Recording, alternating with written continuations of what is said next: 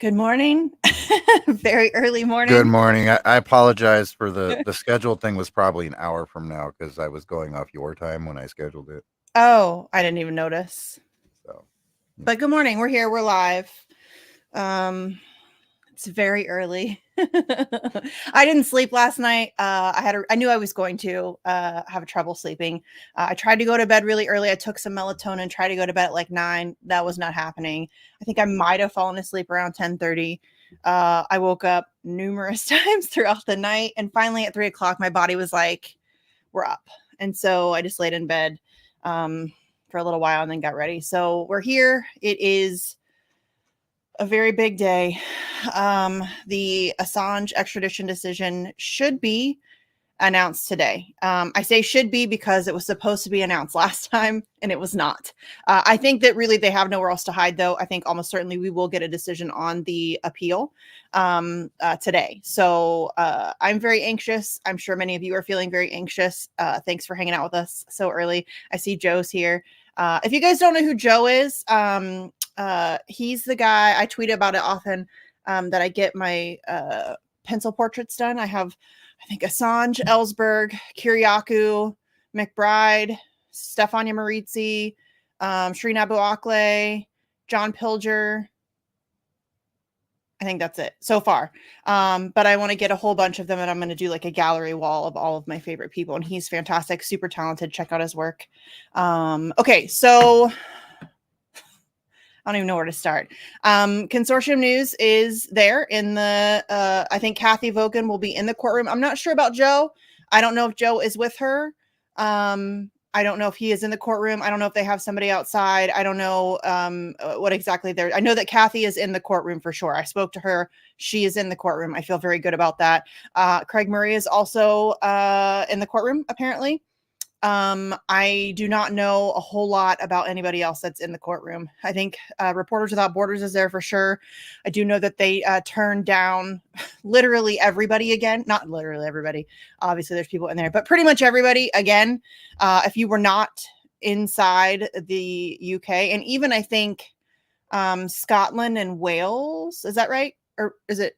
yeah, you had to be like in mainland UK. Yeah. Like if you weren't in basically if you're not in London, you don't get in. They're not giving out video links. They're not doing any of that stuff, which is astonishing to me that they can get away with that. This is, again, I will say it again, in my opinion, the single most important court case on press freedom ever. Certainly in modern history. But I think arguably ever. So the idea that they can do this behind closed doors with limited access. The only NGO or legal observers that are there is Reporters Without Borders. I have my issues with them, so that doesn't make me very happy. I mean, they're an NGO, so it is what it is. But the idea that it is so difficult to get media access to this court case is atrocious to me. It is horrific. So I'm going to bring up the feed from Consortium News, so that way I'm not going to do the audio or anything because they're I think Matthew Ho is there and he's doing tell us why you're he's doing interviews and stuff. We don't need to hear all that stuff, but just so you can see the there's a lot of people there. Again, this is taking place at the Royal Court of Justice. This is at a location called the Strand. It is very small. It is very small. I'm sure that you guys have seen, London streets and things like that. They're pretty tiny, especially downtown London, and this is no exception. So it's a very tiny location. It's good to see that many people out there. We'll see how many media outlets show up. I think court is supposed to start at 10:30 local time, which is 5:30 Eastern time for me. So here in about 23-ish minutes. So we just have to hang out. Wait, I'm hoping that they do not drag the court session out like they did McBride's. Holy crap. That was the longest. Am I imagining that, Sleepy? It took forever. It was pretty long. It was I mean, terrible. it could have been longer. I've seen longer. Yeah, that's true. But it felt like they rehashed all of the things. We know. Like, we all know why we're here. Everybody in the courtroom knows why they're there. We all have that understanding. Do we really have to rehash every single detail about the court case before we announce the decision? I just get very anxious, and I already don't have a lot of patience. And then when I'm anxious, that patience is completely gone.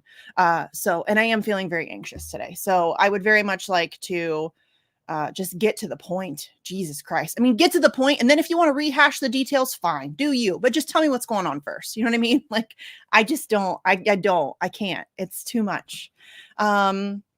So, okay. Yeah, rip the Band-Aid off. Exactly. I'm a rip the Band-Aid off kind of person. I don't know if that's obvious or not, but I am definitely a rip the Band-Aid off kind of person. And yes, we've all been conditioned over many years to expect bullshit from these courts. And listen, let's talk a little bit about what we can expect here, because I feel like that'll maybe help ease some anxiety. In my opinion, and I, again, am just some chick in Ohio. I'm not privy to any behind the scenes conversations. I have no idea what's going on, behind closed doors or anything like that. But I think it's almost certain that they're going to accept the appeal. Because I don't think they want to actually extradite him, at least not now. I think that's it would be. Yeah, they want to delay it another year or two. Mm-hmm. Of course.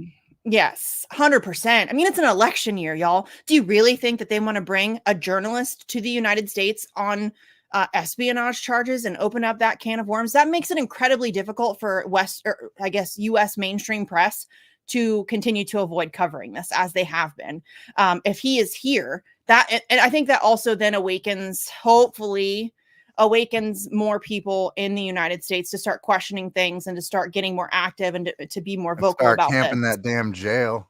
Yes. Yeah. Let's do an encampment at the Eastern District of Virginia. Let's go. But that's just my opinion. Now, is it possible that they're dumb enough to extradite him in the middle of election year? Of course. These people are not known for making the best and brightest of decisions. And there's also, the UK might want this out of their fucking hands. That's true. That is also very true. So listen, it could go either way. It is just, I am of the opinion that it is likely they will accept the appeal on the 3 grounds that they presented earlier. Although, that almost looks bad too, because if the UK denies the extradition after the United States provided those assurances, I don't know. It really could go either way. And I was very, very certain that they were not going to extradite him. But I think now that as we get closer to the actual decision, I'm starting to doubt that. And that may just be my anxiety in wanting to, keep him out of this country. Because, we were revealed to be plotting to assassinate him. Y'all, the idea that the UK court system is even considering extraditing this man to a country, to a country that was revealed to be plotting to assassinate him at the highest levels of government. There were plots developed to assassinate this man. The idea that it is even up for consideration to extradite him here that should tell you everything. I mean, that really just lays it bare just how corrupt this whole process is. It is astonishing to me. There's so many things that have taken place over the past, 5 years for sure, but really over the past, since it all started, there's been so many things that have taken place that should have, in a normal world where things make sense, should have had this case thrown out a window and lit on fire. I mean, the plots to assassinate him, the spying on him within the Ecuadorian embassy and all of his visitors, including conversations with his legal team. There's so much that should have ended this. And yet here we are waiting for a decision from the UK High Court. So you can see there the consortium news feed. That is, just so you know, the guy, that's not this guy. This is just a guy on the street, I think, that they are interviewing. But the guy that is running this feed, his name is Matthew Ho. He's been on my show several times. Great dude. He was one of our featured speakers at the October 2022 event, the big one. And he ran for Senate in North Carolina as a Green. That didn't go very well. Shocked, I tell you. Yeah, right. But come on, Sleepy. Third parties are totally viable. Sorry, my electoral disdain is coming out. It's very early. It is very early, and I'm very anxious. So, you know, stuff's gonna come out of my mouth that maybe wouldn't otherwise. Let's hope it's nothing too bad. Let's hope it's nothing that I can't do damage control on. Yeah, I have no faith in the UK High Court at all. However, I do think that a game is being played here. And I just don't know. It doesn't make any sense to me for them to extradite him now. It makes no sense. It's an election year. Now, if it was something that Joe Biden could use against Donald Trump, or that Donald Trump could use against Joe Biden, or if there was some way that they could use it to create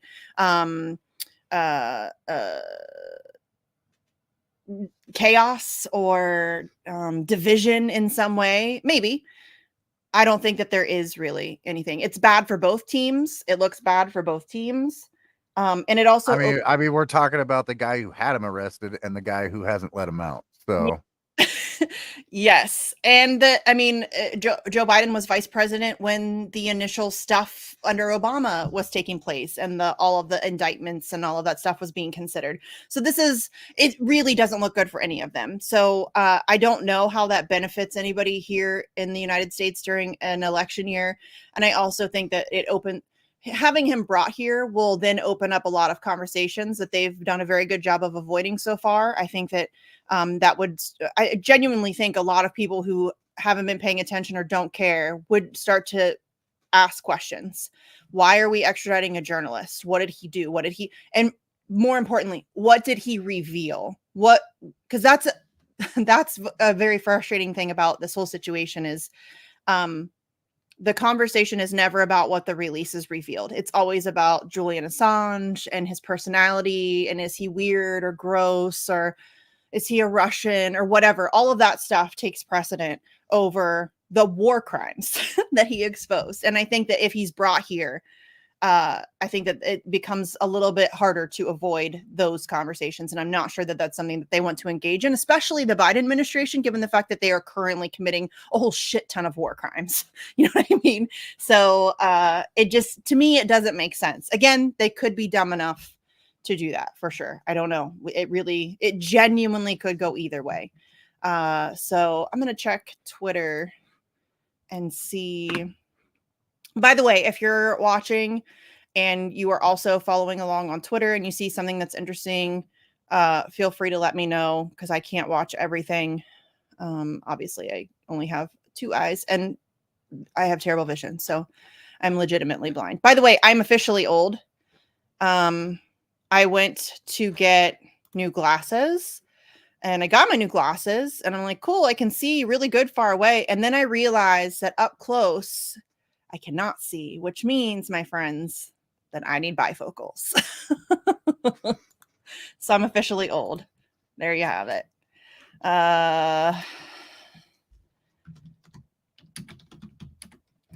Sorry, I'm responding to somebody on Twitter.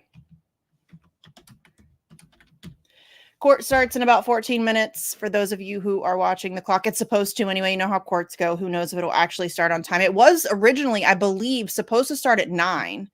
And I'm very glad that I obviously follow this very closely, because if I had not, Rebecca Vincent tweeted about it and said that it had been pushed back to 10:30, which gave me another hour or so. Well, it should have given me another hour or so of sleep, which my body rejected.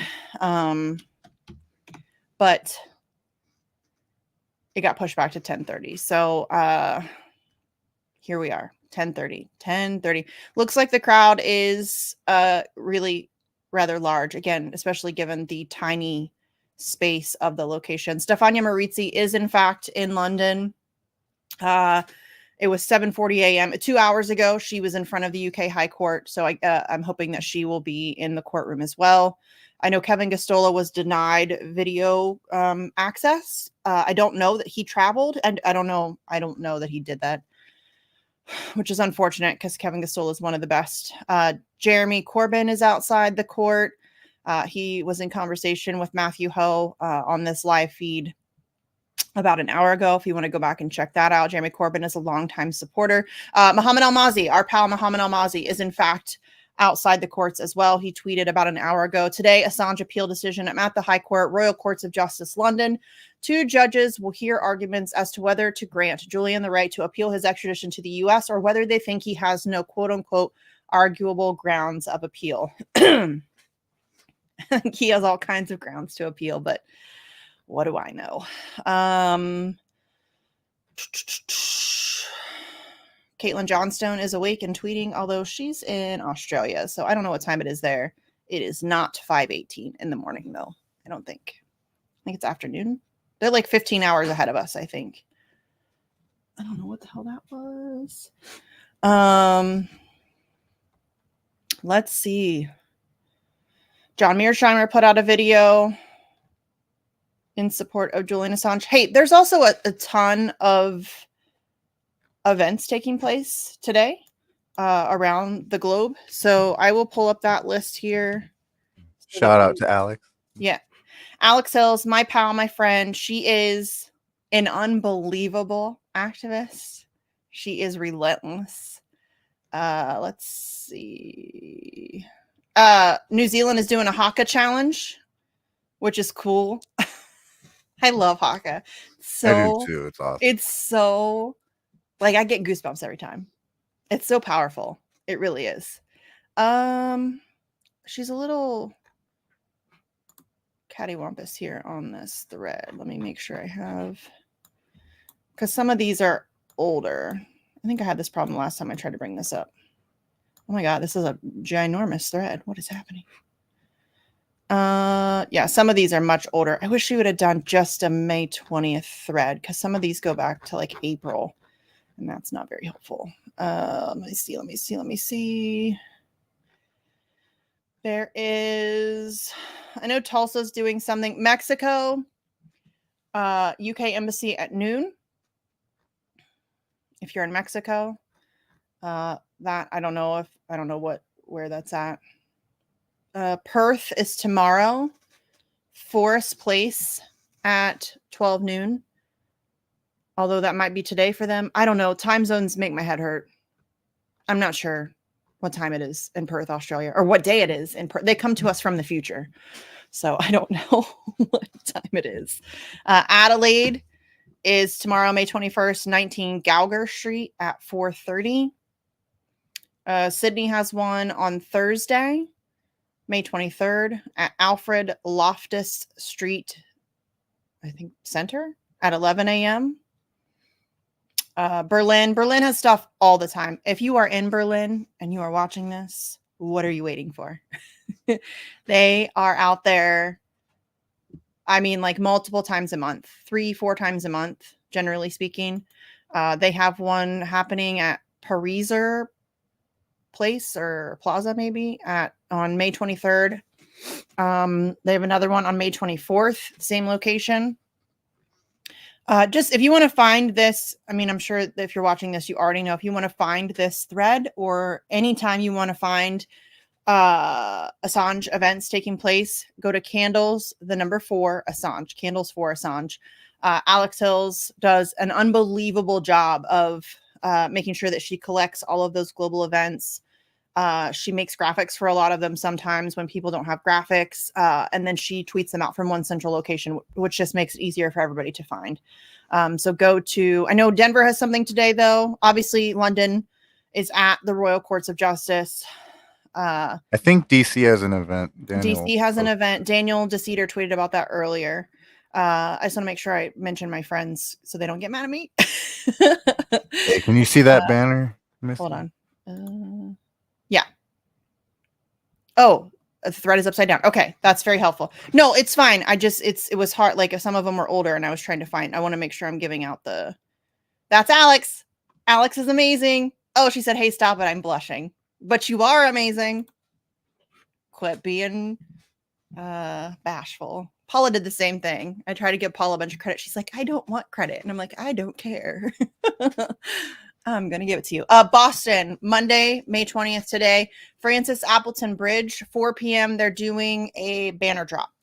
They're doing 2 of the huge banners. I'm sure that you guys have seen those. I think Assange Defense had those made up. for one of the recent events. I don't even remember which one. But they're going to, if you're in Boston, Francis Appleton Bridge, 4 p.m. Obviously, London, we already did. Okay, here's DC. Washington, DC is the Department of Justice at 4 p.m. Oh, the Department of Justice. I have spent entirely too much time at the Department of Justice on the corner there. That's our little spot. So if you're in DC, 4 p.m., Department of Justice. I don't know why they're doing it so late, but okay. I don't know. I just feel like it should be during like day. Although maybe they'll get the going home traffic, the rush hour stuff. You know what I mean? People leaving work and all that. Perhaps. Toronto does a great job as well. They're at 360 University Avenue at 11:30 a.m. Amsterdam's got stuff going on. Barcelona. Again, just go to Candles for Assange. Candles, the number 4 Assange. And as Alex said, find that thread. Denver is at 7 News, which is on the corner of Spear and Lincoln at 7 a.m. Holy cow, Kendra. They're not fucking around. 7 a.m. All right. Yeah, Candles for Assange.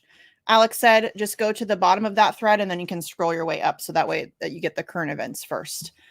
Italy also awesome. They do regular events all the time. They're fantastic. So go check those out. If you can get to an event today, do it. If you can be an event, do that too. It doesn't have to be fancy. I say it all the time. Poster board, Sharpie, sidewalk. Boom. Done. That's all you need. So we just need lots of noise. Looks like we're about 6 minutes out. Again, I don't know if it will actually start on time. And Nat posted them all on Facebook. Our dear friend Nat. I love Nat.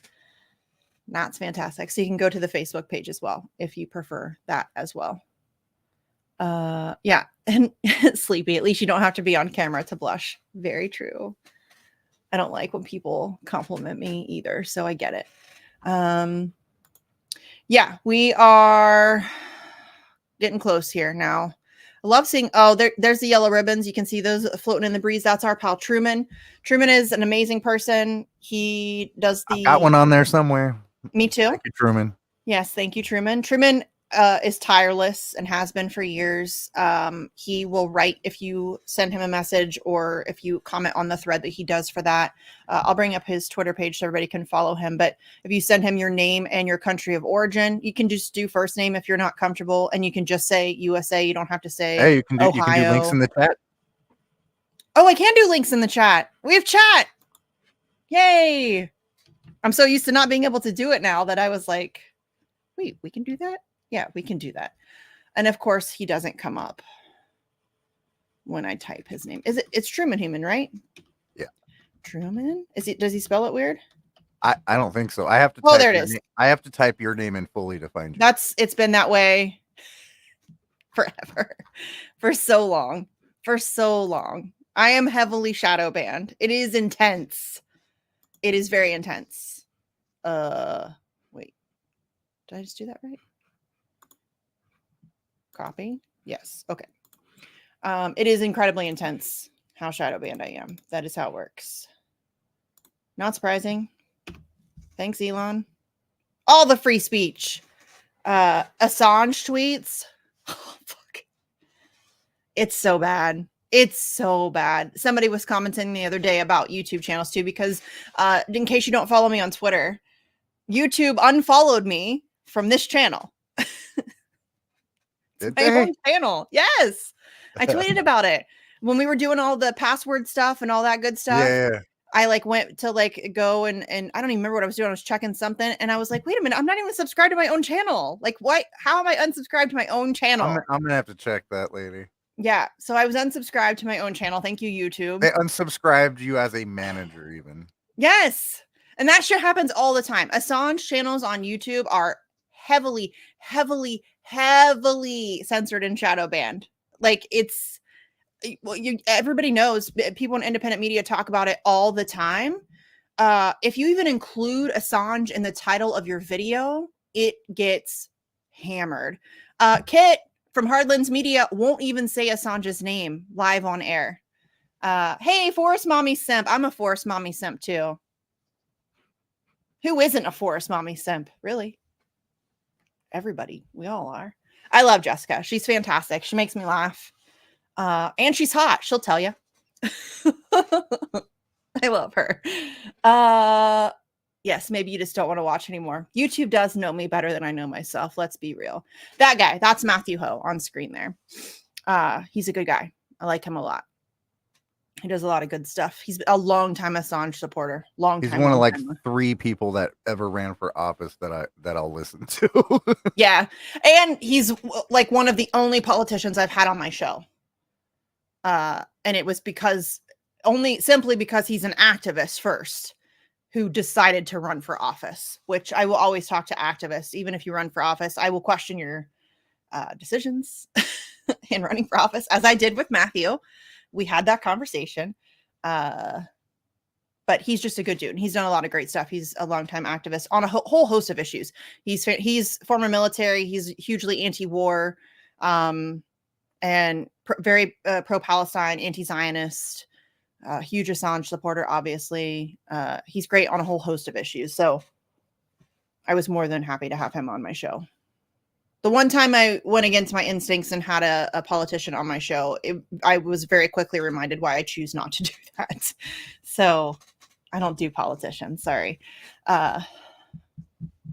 Just not interested. Just not interested in electoral politics, guys. Sorry. It's nothing personal. I mean, there are plenty of people running for office that I like as people. I just don't think it's a worthwhile venture. That's just my opinion. You can disagree. It's fine. Wakey, bakey. I don't blame you. I feel like I need a Xanax. Legitimately. I'm so stressed out. This has been a really tough week. Obviously, our friend David McBride was sentenced to nearly 6 years in prison, which is devastating. And then that was, what was that, Tuesday? Tuesday? Monday, Tuesday. Monday? I don't know. The days all blur together. And then here we are now. And speaking of McBride, write him, please. Yeah, I'm going to bring that up really quick. Please do. I contacted Kathy Vogan. She sent me the information, but then also his team posted something on his Facebook page. I'm sorry. Maybe his Facebook page. I don't know. I'm not on Facebook, probably so I don't know. Probably. I don't think they put it on Twitter, though, because I checked because I was just going to retweet it rather than doing the screenshots that I did from last night. But here is... Why won't this open? But once I figure out postage, I will be writing. How do you... that works. I don't ever look at the community stuff. How do you look at the actual post? Oh, okay, here I see it. Okay. Here, I'm going to stop this feed real quick so I can bring this up, and then we'll go back to the feed because the court is supposed to start soon, but I just want to get this information out to you. So it says, "Hi everyone, Team David McBride, DMB here. Firstly, our deepest thanks to all the support that David's channel has received in the last week in response to recent videos. We've kept David's family informed about it, and they are blown away to say the least." Make that a little bigger. I always do that. Better? David will get updated about it in the coming days. The image you see is the actual prison cell that David is now confined to. If you'd like to send David a letter, to David, use the address as follows. You can see the address there. I won't read it to you. Take a screenshot, do whatever you got to do. I also tweeted about it if you just want to go there. But please write him. Unfortunately, no unboxing videos. That made me giggle actually a little bit. Some guidelines as set by the staff of the facility: letters only, no glitter or glue, no abusive material. The prison staff review everything, so be mindful of what you're writing, and it'll be binned, anything that's outside of what they allow. His greatest need now is to raise funds for his appeal. Please donate a few bucks if you can. I'll drop that link in the chat here momentarily. We know many of you have a lot of questions, especially given the complexity of David's case. There are a few moving parts. We hear you. We are working on some content that will help to explain things in more detail. His book, The Nature of Honor, also outlines his background and the lead up to his decision to go public as well. Please order that. That also helps to support him. Again, we can't thank you enough for the support, and we hope to get more information out soon. And then this is the picture of the cell. Now, I did speak to Kathy Vogan. I'm going to drop these in. Let me stop. I did speak to Kathy, and she said it's to ease our minds a little bit, or at least I think she was trying to ease my mind. Where he is nothing like Belmarsh. It is nothing like Belmarsh. Listen, it's still prison, but it's nothing like Belmarsh. So this is the donation link that I'm dropping now. And then I will drop this is the link to get his book, which I think is also available on Amazon if you do the Amazon thing. But she said it is nothing like Belmarsh. Obviously, it's still prison. Don't get it twisted. It still sucks. But he's doing okay. He's in good spirits.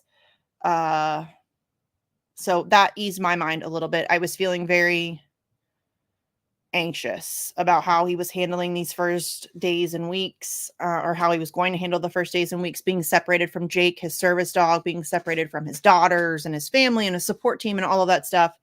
I was really, I mean, this is a guy who's already had to deal with quite a bit of mental health issues and PTSD and guilt and all of the things that a lot of former military goes through, especially whistleblowers. And so I was very concerned about him. He was at one point, I don't want to say the word, considering unaliving himself. I guess that's how you have to say it now, because we're not grown adults. We can't just talk about it openly. Thanks, YouTube. So I was very worried about David. But Kathy said that he is okay. I mean, obviously not great, but he's okay. But please write to him. I think that we all know and have heard that people in prison, contact with the outside world is hugely beneficial. It really does help tremendously. I don't even care if it's just, hey, David, just wanted to let you know you have a ton of support out here. We stand by you. Keep your head up, whatever, blah, blah, blah. And that's it. Like, even if it's just like 3 sentences, or, you know, if your kid draws them a picture or whatever, any of that stuff, just, I think getting that kind of support will really help him tremendously, especially right now, as it's like very early on in his sentence, and he's facing a tremendous amount of time, almost 6 years, if he has to serve his whole sentence, which, as vindictive as the Australian government has been, it would not surprise me if he is forced to serve that entire sentence. And fuck Anthony Albanese, who pretends to care about whistleblowers and whistleblower protections, and then allow David McBride to be sentenced to nearly 6 years as a whistleblower. And yes, just knowing people haven't forgotten about you. That's a huge thing. I think when you're isolated in that way, Kathy did say that it's very different than Belmarsh. It's very different than what Assange has been subjected to. He will be allowed regular visits from family and friends and from his legal team and all of that stuff, which, again, makes me feel so much better. I think I was immediately comparing the situations and imagining David in a Belmarsh type situation. And I think that was part, I mean, obviously I'm still devastated. Him being in prison at all for any length of time is horrific. It's a tragedy. But knowing that it's not a Belmarsh situation, and knowing that he is in a much more comfortable environment with more access to the outside world and things like that, that makes me feel a little bit better. A little bit. Not a ton, but a little bit. All right, let me check Twitter and see if anything is popping off there. I'm so anxious, Sleepy. Like, Me too. It's so annoying that we still have to cover this through fucking Twitter, dude. It's so dumb. Mm-hmm. There should be yes, there should be a live stream from the court to everybody. For everybody, the entire globe should have access to this trial, because it literally impacts all of us. Every single person on planet Earth, this trial impacts, period. That is just reality. That's the facts. This case sets a global precedent, period. And the idea that it is happening behind closed doors with limited access even to journalists who are trying to cover it, or NGOs who are trying to be legal observers, or I mean, it makes me angry. It makes me so angry that this is what we have to go through. It makes me so angry that there are journalists who are going to be in the courtroom desperately trying to live tweet. Like, I mean, they're trying to like type as fast as people talk to get us the information. I'm sure things are getting lost in that whole line of communication. It is insane. Fun fact, though, Mohammed El Mazi tweets as fast as he talks. I swear. Does he? I've never seen Yes. him. I've never seen Dude, him. it's nuts. I've seen him on live stuff before. It's nuts. That's amazing. And it's full messages. I mean, they've had to learn to do that, especially covering this case. You have to. Like, there's no other way. There's no other way. Okay. So, okay. Would you guys prefer the feed, or do you want me to pull up the live feed from Consortium News? Because I think we're good. We're going. Do Court maybe... rise. Edward Fitzgerald and Mark Summers will speak for the defense. James Lewis, KC, and Ben Watson for the Crown. Assange is not present. Fuck you. Sorry. Fuck. I would like to see Julian Assange. I just want to see him. I want to hear from him. It's crazy to me. We haven't seen him since the picture leaked of the mini stroke. We haven't seen him at all. Not okay. Death penalty assurance is fine. First Amendment assurance is not. Under S81B, no discrimination by way of nationality. It does not bind the court. The 1A assurance is not sufficient. It does not impede U.S. Prosecutor Kronberg from raising the issue of Assange's foreign nationality. That Assange may be, quote, potentially very greatly prejudiced, end quote, the judge's words at trial, is an arguable point of appeal. Professor Grimm, academic reference, says the First Amendment could be raised in relation to all of Assange's charges. Because of the separation of powers, no one can bind the U.S. court. Not sure what all that means. I feel like I'm going to throw up. Do you guys want me to pull up the live or the thread? Sleepy, what do you think? The thread? We don't need to see these people talking, do we? Yeah. I don't even know who that is. No offense to you, whoever you are. I just don't think I don't know. I don't need to see Matthew Ho interviewing people. Nope, wrong one. What the hell? Hold on. Why did that not come up? Nope. Oh, because I'm dumb. That's why. You know. It's early. It is very early. My brain doesn't work before 10 a.m. I'm not joking. So this is tough. Is it big enough? Should I make it bigger? Okay. This is the live feed from Consortium News. Phones off or silent. No recording or photos. Retain tickets to be able to return after an eventual break. Don't type loudly.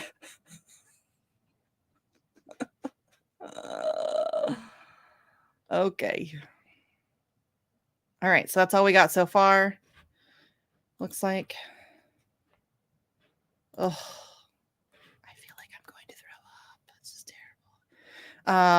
The kind of assurance required would be a promise not to do what gave rise to this court's concern. Mr. Kronberg said he would raise nationality issue, but this has not been retracted. All this assurance says is that Assange can, quote, seek to rely on First Amendment. Specific promises are commonplace, but absent here.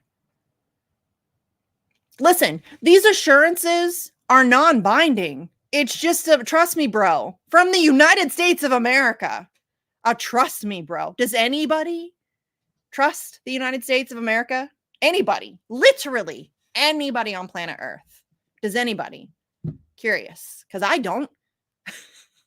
Especially given the fact that we know that they're liars. And we have precedent where they have, I'm blanking on the name of the guy. I'm so bad at names, you guys. Richie Medhurst did great coverage of another guy who went through a very similar situation where he was set to be extradited and there was a whole legal battle and the U.S. made promises and then they brought him here and then they broke every one of those promises. So there's precedent for this. There's precedent for this.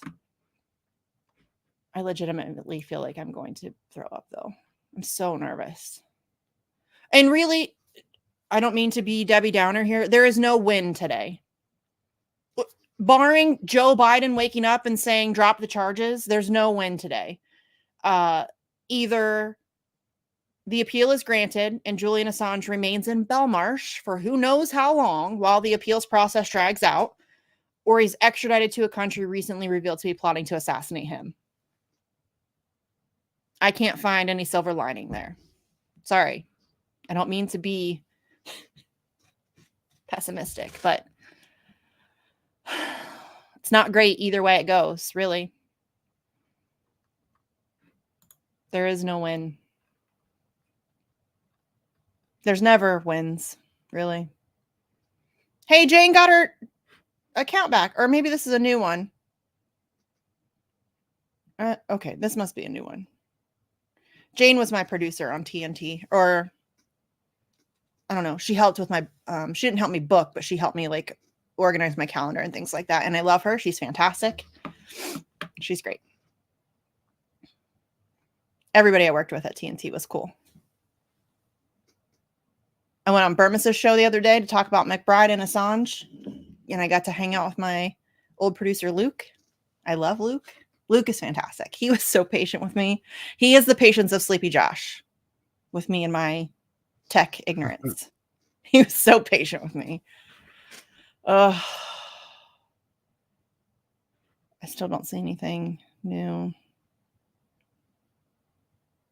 Red Bull does need to kick in. There's not enough Red Bull today. There's just not. No word at the moment. Yeah, and inside the courtroom, they can barely see or hear what's happening. Y'all, last time, the last hearings, they put the actual proceedings in the smallest courtroom in the courthouse and then shoved everybody else in an overflow room with no real video access. The audio was screwed up the whole time. They had no place to like work or put a laptop down or anything like that. It was insane. And it's obviously intentional. This has been the case from jump. There's always some shenanigans going on. It was incredibly difficult for people to get in the initial hearings in 2020. I don't know. Time doesn't make sense. The 3 weeks of hearings, it was so, like people had to like show up at like 2 a.m. and stand in line and then save places for people like Craig Murray or Rebecca Vincent or a whole bunch of people because it was impossible for them to even get in. It's insane. It is insane the way that this is all played out. Mendoza. Yes. Thank you. David. Was it David Mendoza? I feel like it's David Mendoza. I could be wrong though. I'm so bad at names. It's embarrassing actually how terrible I am at names. Come on, Kathy. I wish I had like a little earpiece to Kathy in the courtroom. I should have tried to figure something like that out. I've got people in the courtroom. I could have tried to figure something like that out. Hey, man, they can get in big trouble for that. I know. Hey, they still haven't found out who leaked the 2 photos.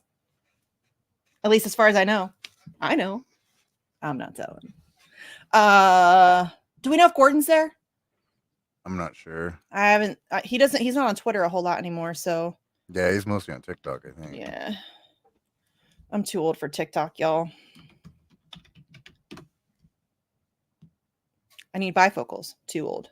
I don't like using my phone. So yes, he is on TikTok, live on TikTok, outside the court, I believe. So go to, if you're on TikTok and you would like to go watch our pal Gordon Dimmock, it's Dimmack. He is live on TikTok if you would like to go and check out his coverage as well. I love Gordon Dimmock. Come on, Kathy. I feel like I'm just going to be refreshing. Just constantly trying to get new news.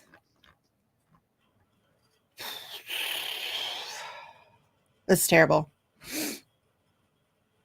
It's terrible, guys. I am just too old too. I mean, I'm not really that old. I'm only 42, but that feels pretty old. Again, I need bifocals. Oh, when I called to tell him that my glasses were fucked, she was like, well, have you ever had bifocals? And I'm like, oh no.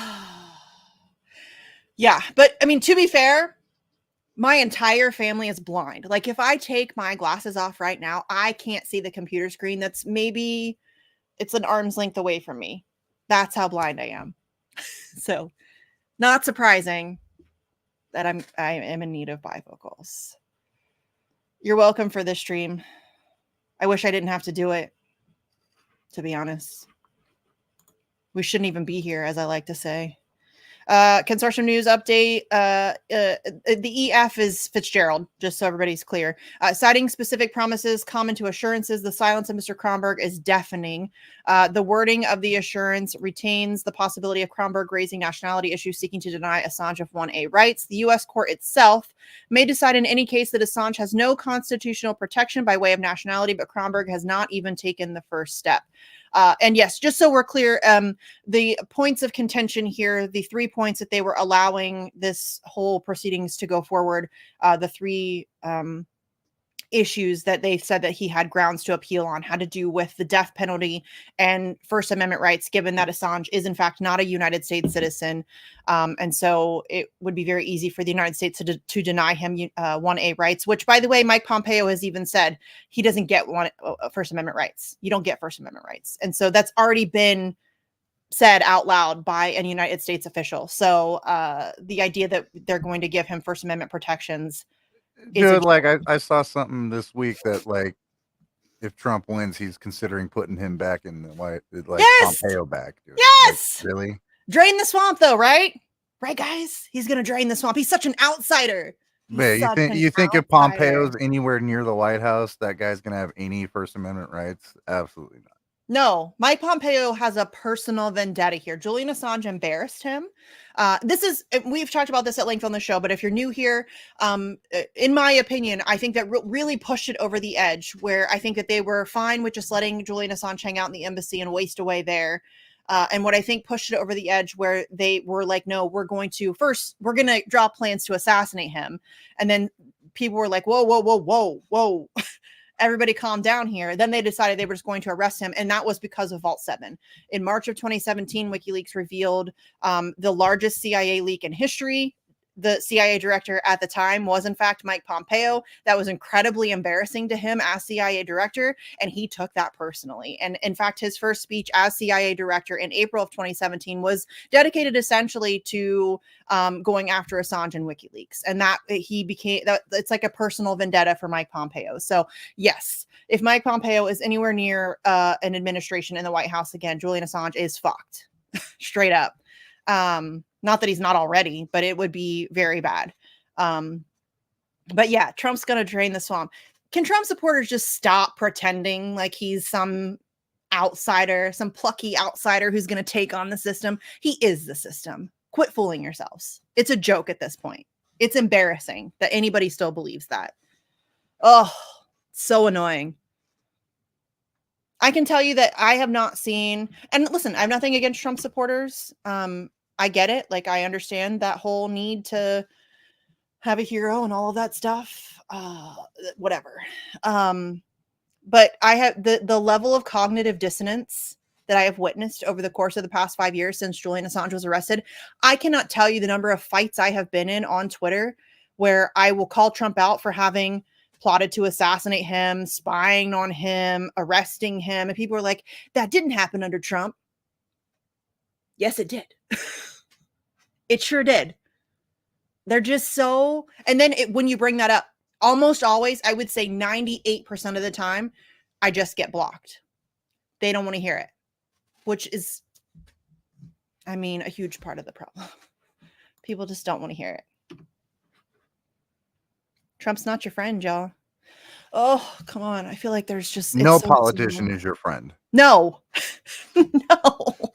None of them. Not even the good ones, y'all.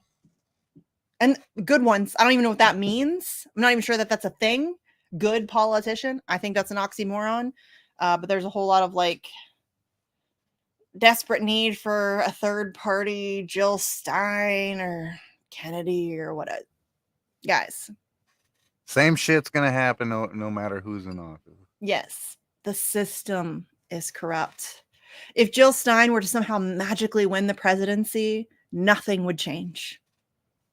Nothing would change. Nothing. She might get assassinated if she actually attempted to make some changes, but my bet is that she would be very quickly co-opted. And listen, and not that I would blame her if your options are go along or be assassinated. Not sure I have the balls to stand up to that kind of a system, but that's just the reality of it. It doesn't matter who you elect. You can't vote your way out of this. You can't. Cannot. Not possible. I wish we would stop pretending. There's a whole lot of people who I thought got it who suddenly don't get it anymore. Every 4 years, we got to do this shit. It's so exhausting, Sleepy, because we go through an election and it feels like a whole bunch of people are like, yeah, the system is broken. We can't vote our way out of this. And then the next election season comes around and everybody forgets. Shit. Everybody forgets. And they're like, yeah, Jill Stein, Robert Kennedy, Shiva, whatever. It's just, everyone got to have a hero and it's annoying. I don't know why that is. But I don't either, but it is exhausting. Oh, what did I just do? Ball sacks. Sorry, guys, it's early and I'm also already technologically challenged. Okay. The Fitzgerald continues, the U.S. courts are an independent branch of state. Neither the court nor prosecution can be bound by an executive branch assurance. That is true. The U.S. courts take a very strict approach in relation to assurances. They may decide to disregard them and have in the past, as I already mentioned. They have done that already. This assurance does not remove the risk that Mr. Assange will not be able to rely on the First Amendment. He could be discriminated against on grounds of nationality. This is fundamentally wrong and unacceptable. Agreed. Can't agree more. I just don't know that the court's going to buy this. Well, it's not a matter of buying it. It's the court is completely co-opted and corrupted, and they don't. This is not about justice or the law or what's right. It's about what does the United States say. The UK is the US's bitch, period. And has been for a very long time. Oh, I'm getting text messages. I can't text people right now, y'all. I'm busy.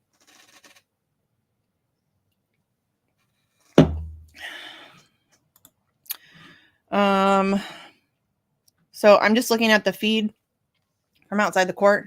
Pretty massive crowd for this tiny location. Looks like no, actually, there's not a whole lot of media, at least that I can see from this vantage point. Looks like there's some. Doesn't look like a whole ton though. Trying to see if I can spot any of my friends. Find a friend. Palestinian flag. Shout out to the Assange movement in general. I have been covering, attending, and organizing Assange events for a very long time. And I can't think of a single one that I have seen and or attended and or organized that has not had a Palestinian flag present. And that is long before October 7th, for years. It's always been that way. There's a lot of crossover. And our pal Eric, obviously, was very passionate about the Palestinian cause and always made sure that that was represented. And I'm honestly, I miss Eric quite a bit, but I'm really, really, really happy he's not around to see what's happening in Palestine right now. Oh, massive Palestinian flag. Wow. Okay. Okay. We've got numerous Palestinian flags in attendance. Oh.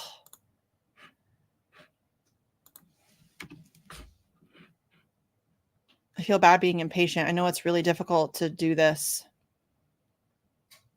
Live tweeting stuff. But I'm very impatient. I just want to know. Just tell me what's happening. There's always got to be a fucking troll in chat. Every fucking time. Where's a troll? Who's a troll? It's dumb. I addressed it.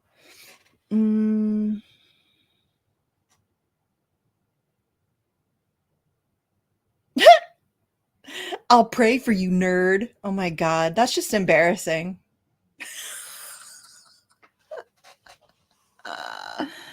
Oh, that's some funny shit. You're getting off track worrying about politics. No, I'm doing a live stream where there's not a lot happening and I'm filling time talking about things relative to the situation. That's what I'm doing. Assange needs winners, not whiny losers like you.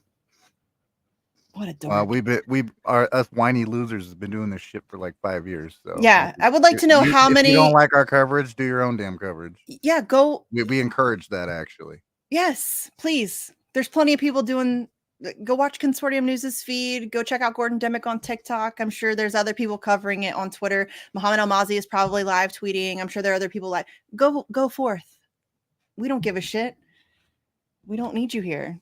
But I'm curious, how many events have you organized for Assange? How many actions have you organized for Assange? How many things have you done for Assange? How many phone calls have you made? Emails have you sent? I'm guessing it's 0. That's what I'm guessing. It's always 0. Those types of people, it's always 0. These are people that do nothing and bitch about people doing stuff. There was somebody on Twitter bitching about the Palestinian protests. And I'm like, how many blocking roads is stupid, blah, blah, blah. And listen, I agree that like blocking roads is it's not the approach I would take. I would probably go to weapons manufacturers and try to do what Palestine Action is doing in the UK. But a protest is a protest, whatever, fine. This is so dumb, blah, blah, blah. And so I asked the person, how many actions have you organized? How many protests have you organized? Because I'm guessing it's 0. And that person blocked me. So I'm thinking I was right. It's probably 0.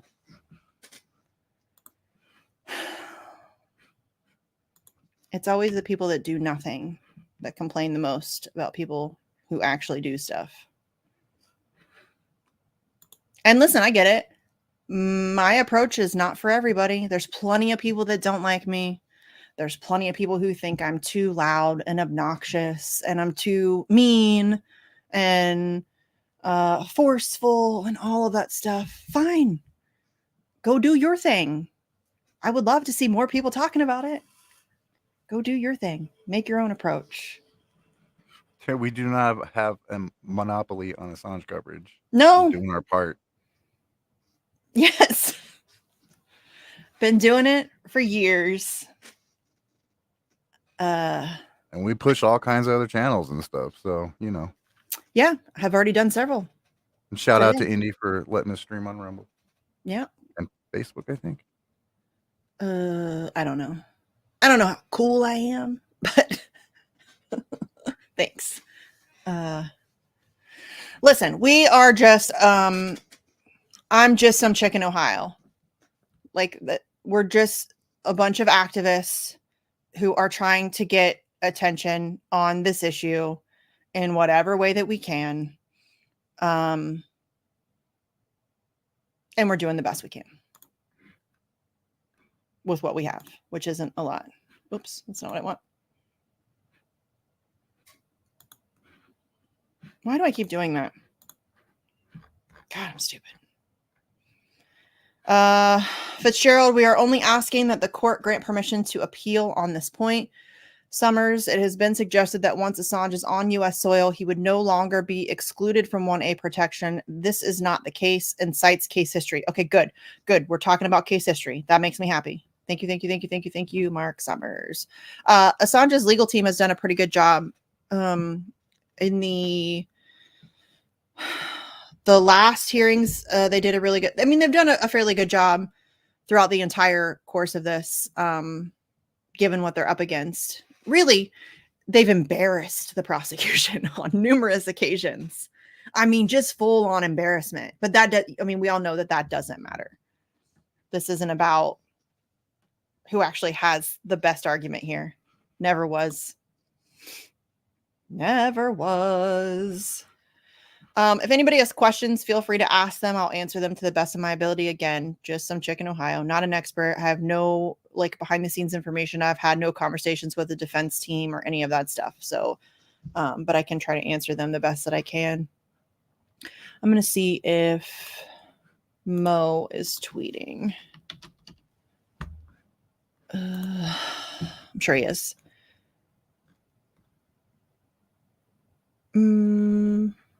Okay.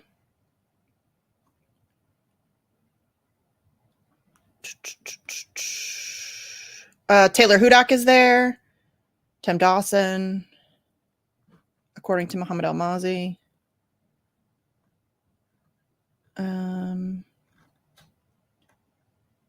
Free Assange News on Twitter also has a live feed. They said Mark Summers, I think it's supposed to be QC, is now addressing the following arguments, which are outlined in the written submissions. The U.S. has devoted much of its submissions to suggesting that this court was wrong to make the finding it did because the protection under Section 81B concerns nationality and not citizenship, because the issue is unlikely to arise, and because if the applicant was debarred from relying on the First Amendment, his foreign citizenship would be just one factor. And finally, because of the Equal Protection Clause in the U.S. Constitution, as to which they proffer no expert evidence at all. So basically just making the case that these assurances are garbage, which we all knew. Anybody with 2 brain cells to rub together knows. I mean, seriously. Trust me, bro, from the United States. Crazy. Ohio's not real. We are a figment of your imagination. I hear that all the time. Ohio's not real. Well, that's awkward. People really hate Ohio. Like even the other Midwest states hate Ohio. That's fine. It's true. It's true. Everybody hates Ohio. They hate where I'm at too. They hate Illinois. They call us fibs. Fucking Illinois bastards. That's what they call us in Wisconsin. That's funny. I think Ohio might, well, I don't know. Florida's pretty hated, right? Or Florida's just made fun of a lot. I don't know if they're hated. I mean, all the weird shit happens in Florida. Yeah. Florida man is fantastic. All right, let's see here. Mark Summers, it may be argued that nationality is different from citizenship. It may be argued that nationality of only one area where Assange could be discriminated against if it excludes protection. It is critical. Courtroom clatter is much louder than Summers' voice. Difficult to hear, of course. Fucking course. I wonder if, listen, they have microphones in there. I don't know why they don't use them. I don't know why they don't have like the lapel microphones that these attorneys put on so that people can actually hear what's going on in the courtroom. And also, where the fuck is Assange? And why isn't he here? I would like to know why he's not here today. Is he Skyping in? Is he not attending at all? Because that's concerning to me. That is very concerning to me that he is not here.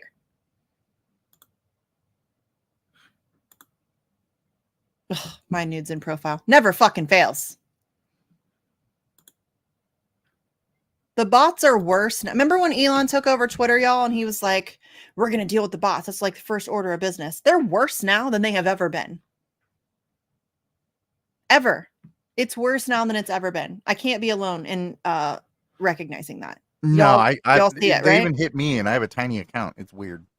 I can't tweet without like 17 my nudes in profile or some my life has changed because so-and-so's financial advice or whatever, the crypto bots or what. It's constant. And I just keep blocking them, but they just keep showing up. They're like cockroaches. Oh, it's so annoying. But Elon's gonna save Twitter and free speech, guys. 100%. Totes my goats. Oh, I wish this was going faster.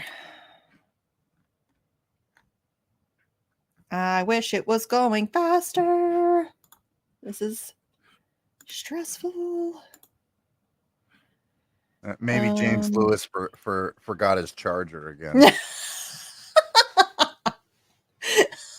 Yeah. Okay. I was saying earlier that the Assange defense team embarrassed the prosecution on numerous occasions. The prosecution embarrassed themselves on numerous occasions. That was fun. I mean, it sucked to have to cover that stuff, but that guy is such a clown. Imagine. Oh,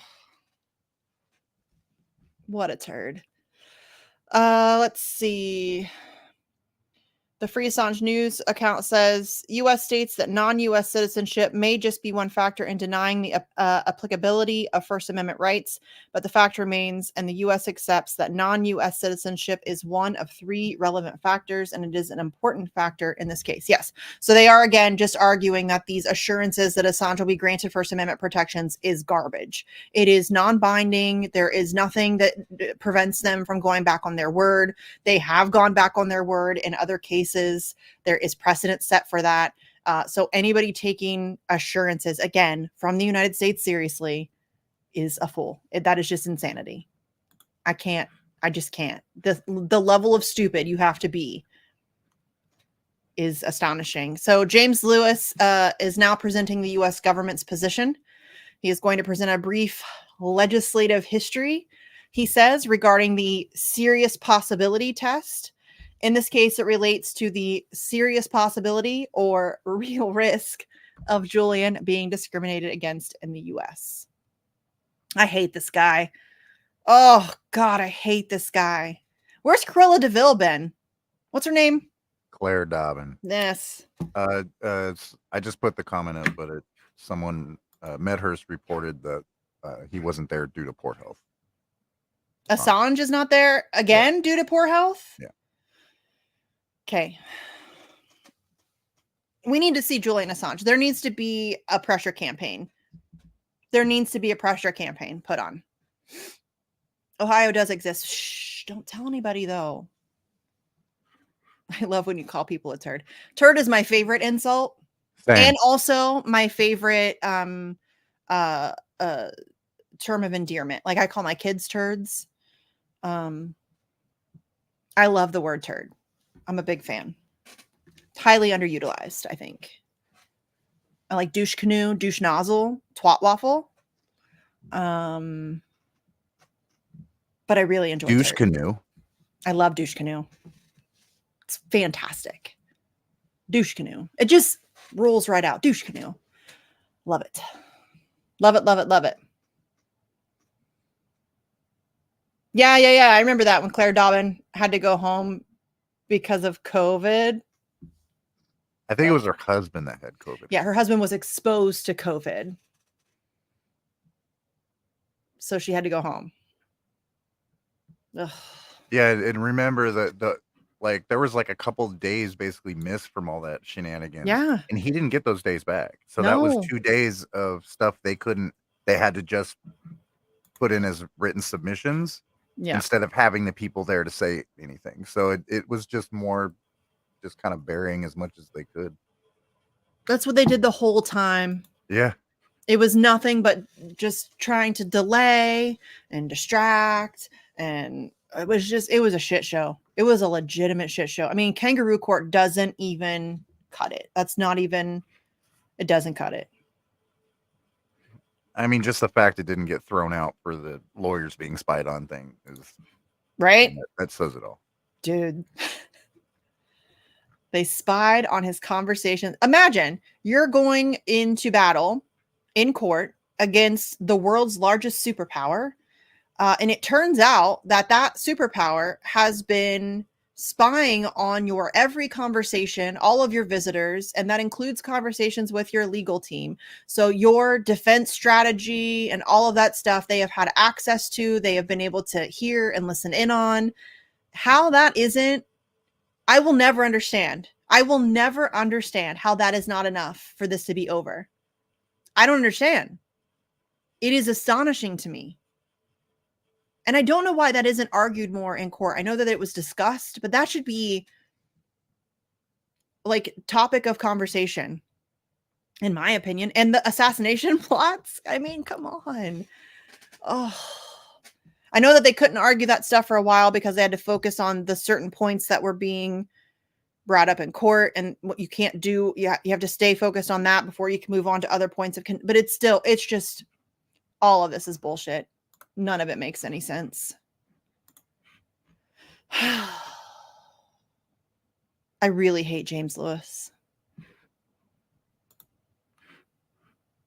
I'm not sure turd is a strong enough word for James Lewis.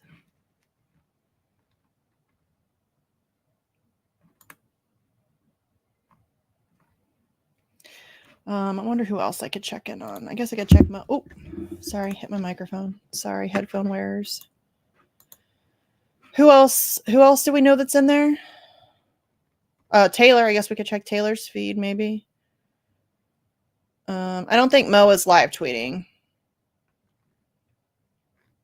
He's not. He just said follow Assange, Free Assange News.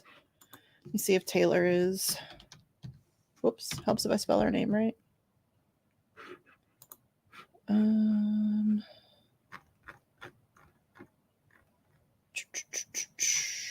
Doesn't look like she's live tweeting either. Who else? Who else? Who else? Who else? Oh, Craig Murray. I wonder if Craig Murray. Probably not. Craig Murray doesn't usually live tweet. He usually just writes wonderfully snarky articles after the fact. He did tweet out earlier today. Today, I have decided to exude positivity. It is impossible for the High Court to accept that non-assurance from the USA without the judges completely humiliating themselves. This is the day Julian is finally released. I like that energy, Craig. I'm not sure Hey, I appreciate anyone that can be positive. Like, yeah, especially Craig. Kevin is not in the courtroom. He was denied. He was denied video access. Yeah, I didn't know if he traveled, but not surprised that he didn't. It's expensive. Everybody should go. I'm not sure if Stefania's in the courtroom or not. She is. I should check her feed. Everybody go support the Dissenter. The dissenter.org, right? Org? Yep. Okay. I always second guess myself. Just want to make sure. Yeah, he covers all kinds of whistleblower stuff. So yeah, whistleblowers, free speech, journalism, all of that stuff. I'm pretty sure he covered McBride too. Yes, he did. So good on you. Not as extensively, but he did cover it, which shout out to him. Thank you for that. Thank you. Let's not get started on my epic disappointment with people, because I could, again, I'm tired and it's early and I could start calling people out, and I'm not sure I want to do that yet. I would rather not have to. This ain't the show for it. No, but I'm just tired and grumpy and stressed. I feel that. And so there's a good possibility that if I get going on that rant, that some bridges could get burned because I'm angry. I don't want to call people out. These are people I like and respect, and it's disappointing, to say the least. Oh my God. I feel like it's taking forever. It's taking forever, right? It's not just me. It's taking forever. Well, I guess court's only been in session for what, 45 minutes? Yes. How long did the McBride thing take? I felt like that took like 2 hours. Yeah, it was a couple hours. Oh, God, I don't know if I can stay here for another hour and 15 minutes waiting.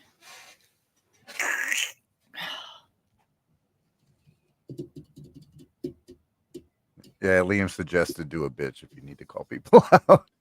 Yeah, I haven't done a bitch in a while. I need to. I am trying. Sleepy and I are trying. I'm trying to get motivated to come back. It's hard.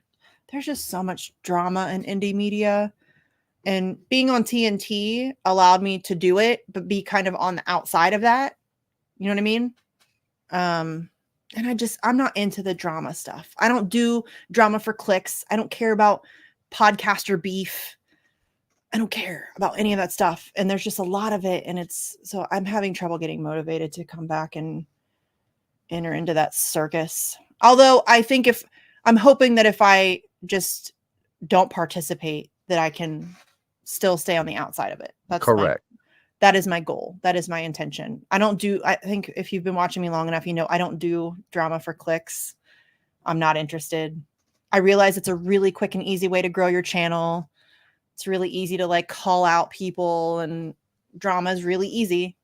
I'm just not interested. I'm very allergic to drama. Very good point, Kat, and you were 100% right. What? I didn't see it. I screwed up on the screen. Yes. 100%. Yeah, they don't care about saving face. If they did, we wouldn't be here. They definitely don't care. I have zero desire. They said it themselves. They wanted to lock Assange up in legal battles for decades. 25 years. Yeah. Yes, that was like Julian Assange revealed what was going to happen to him long ago.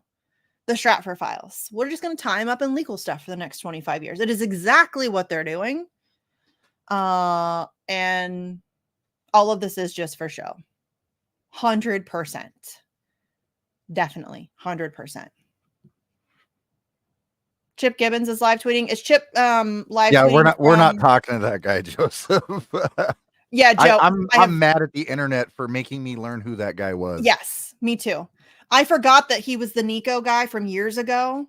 And I don't know. I don't pay attention to him. And then now, unfortunately, I know who he is. And that is I have zero. And I've had to hear him talk, and it disturbs me watching him speak. I don't know why. I'm not gonna. Okay, we're not doing it. But yeah, we're not debating that guy. There's no debate. I don't debate. I'm not really a debate person anyway. Like, I'll have a conversation with you. Like, and I have before, people I disagree with, I love having, but when I do that, I prefer to like have a conversation where we have common ground. Like, let's find the thing that we agree on and build. You know what I mean? I don't debates, I feel like it's drama for clicks. That's all it is. Yeah. Most debates. There's very little substance. It's someone wants to come away feeling superiorly smug and right. Yeah, when it doesn't actually change anything. Right. And it's about sound bites. It's about who can get the best zinger in there. It's not productive. I'm not a fan. I'm not a fan of debates. I'm just not a fan. I like forums better where they just discuss the issue. Yeah, like panels. I like panel discussions and I like that kind of stuff because I feel like that's an actual engaging of ideas. You know what I mean? Like there's an actual conversation. The people, know the content pretty well. Yeah. Yeah. Yes, that's driving me crazy. Like that is okay. I'm just going to say this about that person. I'm not even going to say his name because it's not even worth it. But he has openly and publicly admitted that he knows nothing about Israel-Palestine. So why the hell are people bringing him on to debate Israel-Palestine? It makes no sense whatsoever. And it's very clearly for clicks. And to me, that's disgusting. That is disgusting to use an issue as serious as Israel-Palestine to bring some bozo on who was admitted he knows fuck all about the subject matter. What? Ugh. I don't get it. I don't get it. But there you have it. And yes, conversation is a lost art. I very much enjoy that is what my show on TNT was about. I like having, even if I disagree with you, I like having people on who are smarter than me, who know things about things that I'm not. I know a little bit about a lot of things, and I like having conversations with people who are very, very well versed in a subject matter that interests me. That's what I like to do. I don't care if we disagree on other issues. I don't care if you're a libertarian or you're MAGA or whatever. I've talked to people all across the board, but for me, I like to talk about things where we do agree. I feel like that's more productive. We can disagree, and I'm also willing to have those conversations as well, but I'm not interested in a debate. I would just like to have a discussion. But I'm not really a debate person anyways, because again, I don't know. I mean, I could debate somebody on Assange, obviously, but I'm not an expert on any. I know a little bit about lots of things. You know what I mean? That's the ADHD. It's hard for me to focus on any one thing for too long.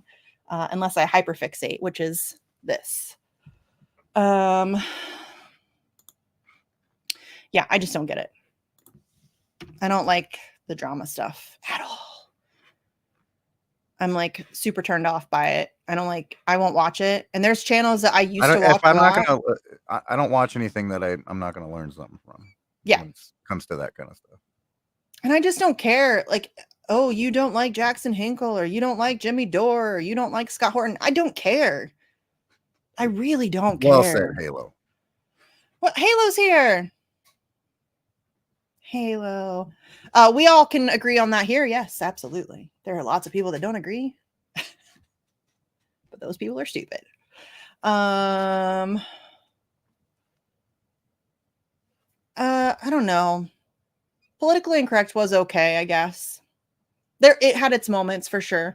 I will say without question, watching that show, I did learn. There was lots of things that I learned in watching those conversations. For sure.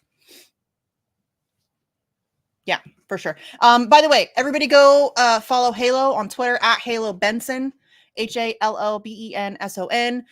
Halo is another unbelievable activist. She does the activism in a box thing that I've talked about numerous times on this show. She's done the postcard thing. They do regular stuff out in Tulsa. If you're in Tulsa, connect with her so that you can join up with their crew. But find and so, hey, Paula's here too. Y'all, it's like a family reunion. Yeah, see, Paula, we're flipping back and forth between Free Assange News, Stefania, and Consortium News, trying to get updates. I'm trying to, mostly because if I flip back and forth, it doesn't seem like it's taking as long, because I can just keep going back and forth. Because I'm so nervous. Oh, my brain hurts. Oh, Kevin is live tweeting. Did he get video access? The British High Court of Justice denied me and presumably dozens of other international reporters video link access to May 20th hearing in Assange case. The court suddenly asserts that it must have the power to hold all credentialed media in contempt. How is he live tweeting? Paid subscribe. Oh, Mo. Okay. So he got Mo to cover. Okay. I love that. I love that Mo and Kevin are working together. It's not the first time they've done some stuff. I think Mo has covered some stuff for the dissenter before. Let's see what Kevin's got going on here. Assange's legal team is fully challenging the First Amendment assurance. The U.S. maintains that the question of whether Assange, an Australian and foreign national, has First Amendment rights or not does not matter. Alleged conduct is not protected.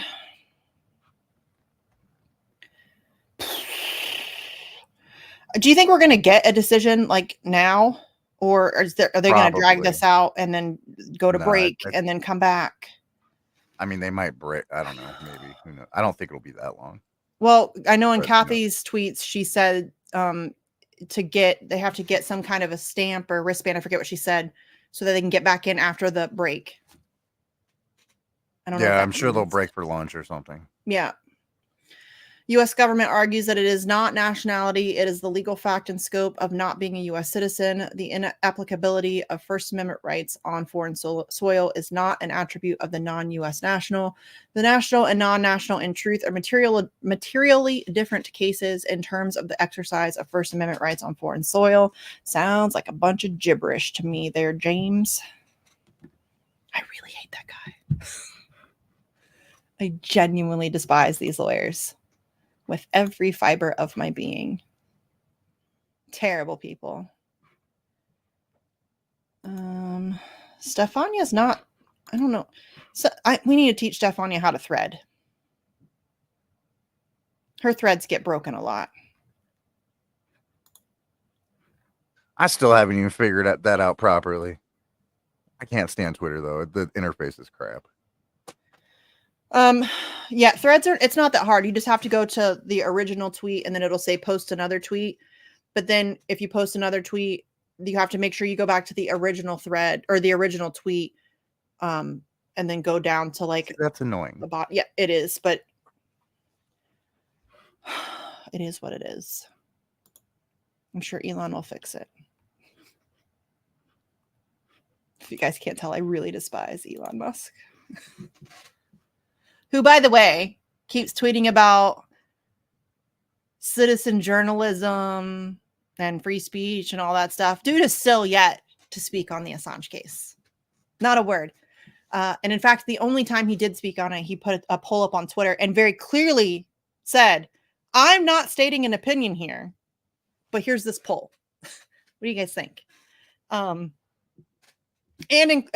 combined Assange and Snowden together, which are two very different cases, a whistleblower and a journalist. Two completely separate issues, shouldn't be combined. Such a douche canoe. Douche canoe.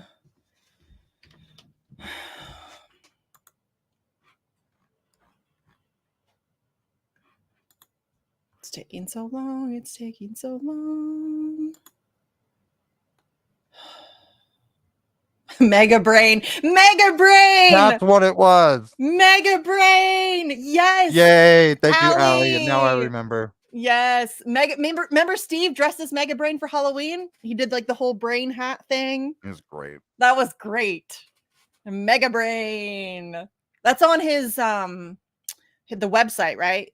Where his like little profile is, where they call him. Oh yeah. No, yeah, that's what we called him. Dude can't remember his charger, but he's a Mega Brain. Oh, that's some funny stuff. Man, now I want to go back and watch those shows. We had some fun with that. Which, I mean, it's not a lot of fun covering this stuff, so we got to take it where we can get it. Mega Brain. Oh my God, that just brought me so much joy. Thank you, Allie. Thank you, Allie.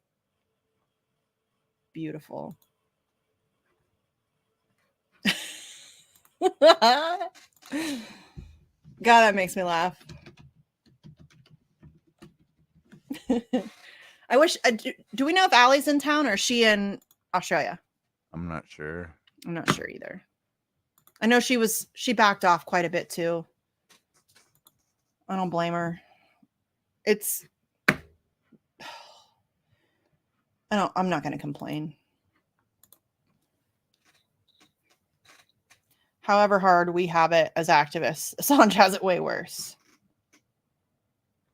Way worse. So I'm going to not complain.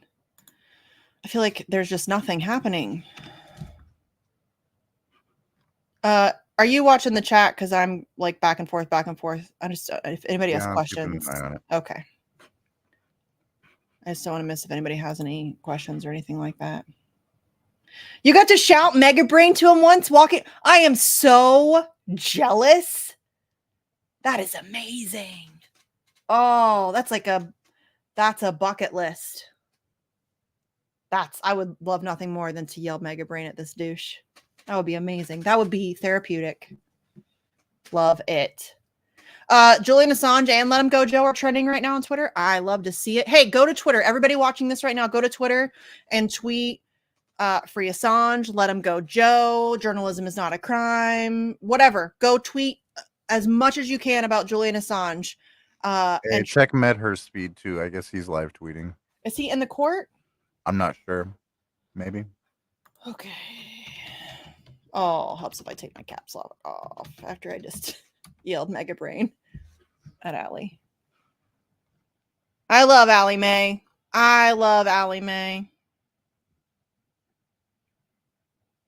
Love it. Love her. Oh, and I think she's back in Australia. Yeah, she had been for a while. I think honestly, we're all just tired.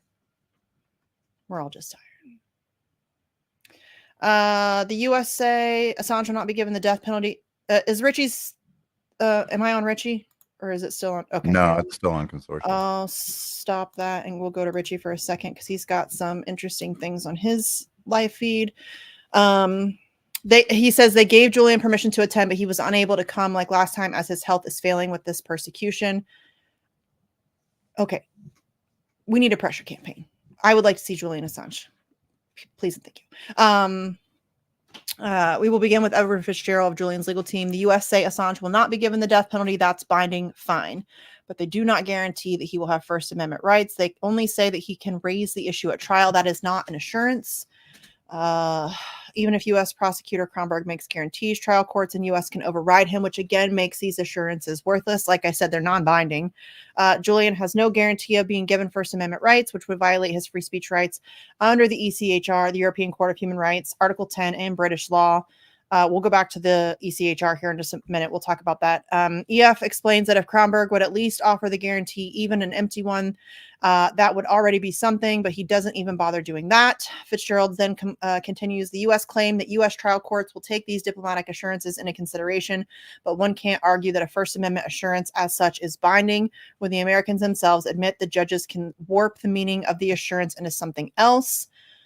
This English court appreciates that there is a real risk to Julian being discriminated against at trial on grounds of his foreign citizenship and how it pertains to his free speech First Amendment rights. The U.S. have failed to give the court a proper assurance on the matter. Summers takes over. A lot of this is just what we read from Kathy Vogan. The U.S. have argued that the Section 81B, which we talked about earlier, being discriminated against because of their nationality, not citizenship. Americans claim that this protection doesn't apply to Assange. They claim that we likely won't see it come up during trial, that in the scenario Julian were unable to rely on First Amendment protections due to being Australian, this would only be one factor. A lot of this is stuff we've already gone over. The U.S. say that Assange's non-U.S. citizenship is only one factor, comes to denying. They admit that this is one of three factors, and it's a very important one. James Lewis, the star prosecutor for the Americans, who we missed so dearly last time, is back. I love a little snark from Richie Medhurst. Mega brain.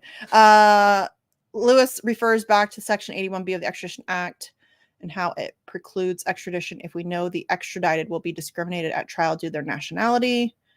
UK residents, not nationals, have been imprisoned in Guantanamo Bay. The FCO, the UK Foreign Ministry, were accused in court of abdicating their duties to protect these residents, but residents do not fall into the same category as nationals. His own commentary here. What a breath of fresh air, a U.S. lawyer who indirectly admits the U.S. tortures people. I love it when they say the quiet part out loud. It's always fun. All right, let me see if Consortium News has got anything new. Oh, boy. I can hear my kids running around upstairs. Sorry if it's loud.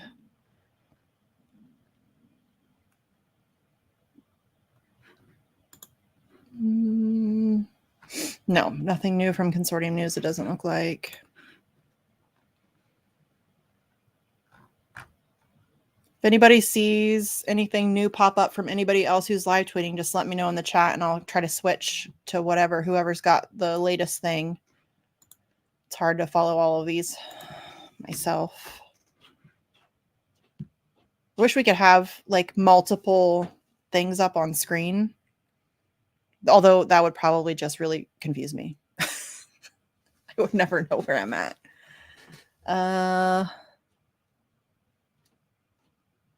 All right, let's go here to, this is from Free Assange News. The clause in the extradition treaty is a quote unquote anti-discrimination clause, which relates to quote unquote fair trial issues, and therefore the assurances by the USG are satisfactory. Argues James Lewis. The law, including European Convention on Human Rights, protects quote unquote responsible journalism. Well, yeah. Yes, that's what WikiLeaks did. Responsible journalism. Some of the most responsible journalism the world has ever seen. 100% record of accuracy, exposed some of the most horrendous war crimes on planet Earth. War crimes, corruption, all of it. Yeah. Rape, torture, murder, executions, all of it. Without ever getting it wrong. Not a single time. They've never had to retract a single word they've ever published. Somebody, I've been asking, somebody show me another news organization with that kind of record. I'll wait. Still waiting. Doesn't exist. That's an impressive record. Millions of documents published. Millions. Never had to retract a single word. That is impressive. It says here, quote, it may or may not be reasonable or responsible for a foreign spy to publish something abroad, which damages national security at home. But it follows that the application of Article 10, like the First Amendment, is a multifactored analysis that cannot, in our respectful submission, establish the required causation required by Section 81B.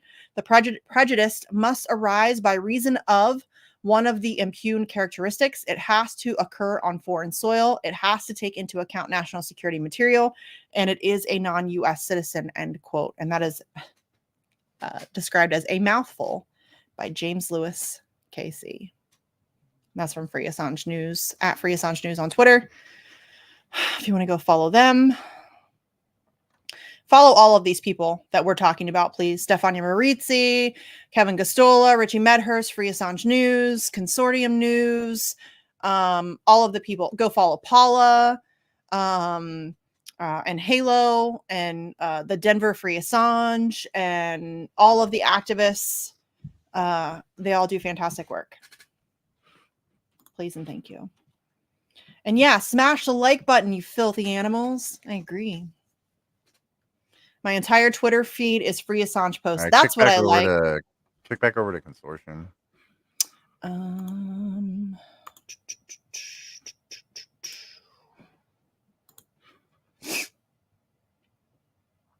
Here, let me get back on.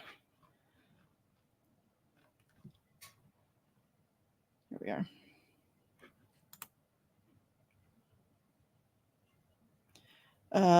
James Lewis inherited right from citizenship does not engage the notion of impugning an individual's characteristic. It is not discrimination. The assurance is aimed at fair trial issues. The first line states that Assange will not be prejudiced because of his nationality. He may not be successful in relying on First Amendment because of its scope. His actions abroad as a foreign national, which affected U.S. national security. Did it though? Because I don't think it did. You know what does affect U.S. national security? All of these illegal wars. That's what affects U.S. national security, not the reporting on it. You absolute clown.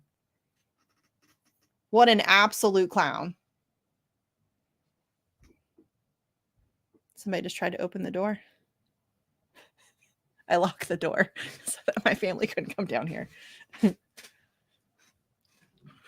Dude, one time, my husband opened the door. I was live on the air on TNT, and he like yelled down, dude, I'm live. What are you doing? And then I was telling my friends at the gym about that. And this guy that I work out with, Lucas, like super hardcore church going guys, very quiet and shy. I was telling the story, and Lucas walks by to go over to the weights, and he's like, just tie a sock on the door. I was like, what did you say?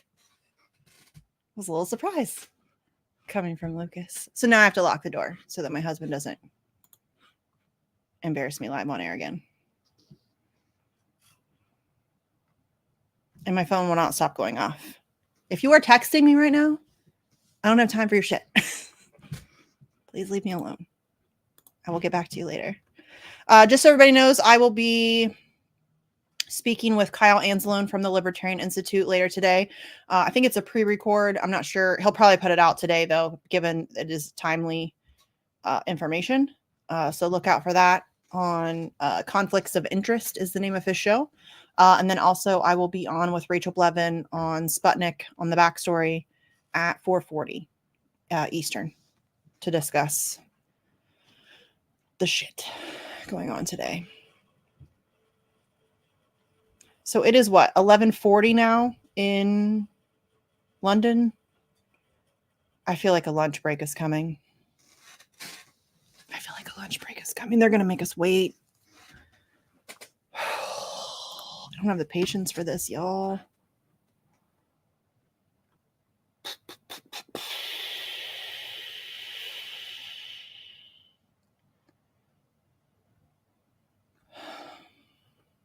I'm very tired.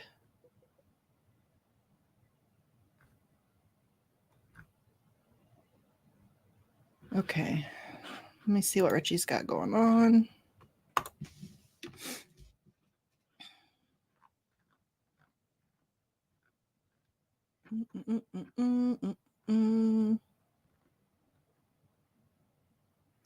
James Lewis, someone who isn't a British national cannot be said to have the same protections rights of a UK national. His point is that Julian is an American and therefore doesn't have any First Amendment rights. That's what Pompeo said. I think he doesn't understand that we also have human rights in Britain. My kids are really loud. Jesus. And we don't even have habeas corpus here anymore. Right? Let's be real. We don't have First Amendment here. It's all a mirage. It's all fake. Smoke and mirrors. It's an illusion. James Lewis, Chelsea Manning had no First Amendment protection. Anyone complicit with her would not have First Amendment protection either. Criminality cannot be excused under First Amendment. There is no way Assange could have won a protection on counts 1 through 14 of his charges. He's a journalist, fuckface. There's nothing criminal about receiving information in the public interest, verifying its authenticity, and then publishing it. There's nothing illegal about that. Nothing. That's journalism. It's the very definition of journalism. I really hate James Lewis. There's just not enough hatred in the world for these turds. All right, let me see what Stefania's got. I'm not sure Stefania's really live tweeting.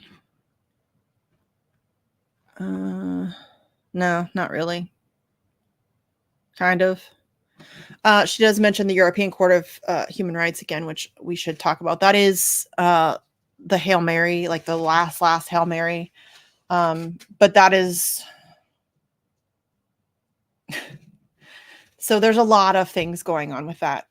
It would require them being able to apply for intervention in time. It would require them choosing to act on intervening, which is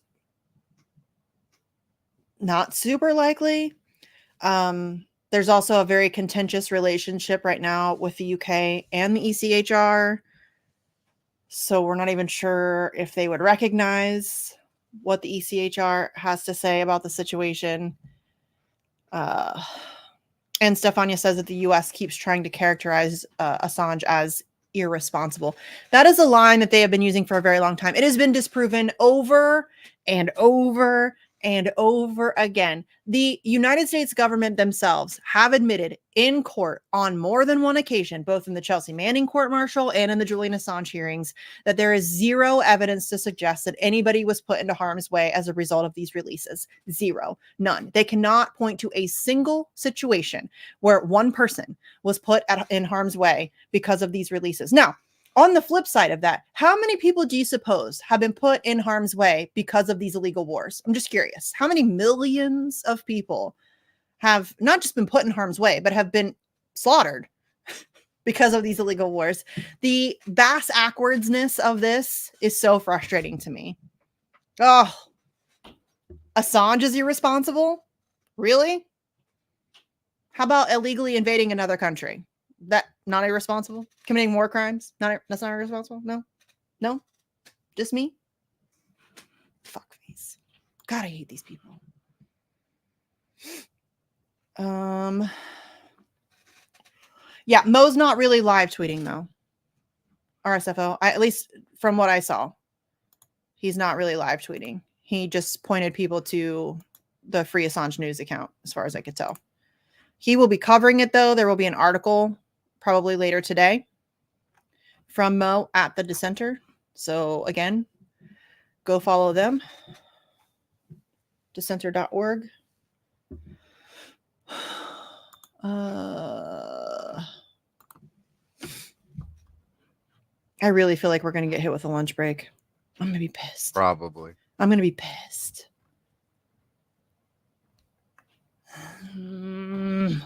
So frustrating. Lewis says, according to Richie Medhurst, Lewis says the U.S. assurances, re the First Amendment, are tight because Julian is a foreign national, non-U.S. citizen who has done things on foreign soil outside the United States of America.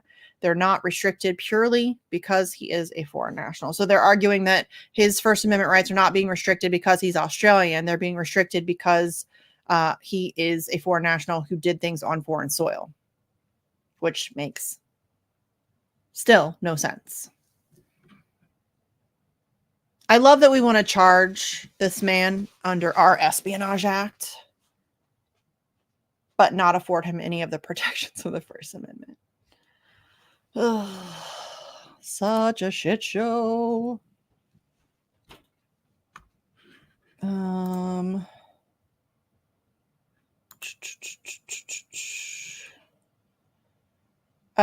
said that Flick Rubicon is doing a thread of all of the live tweeters.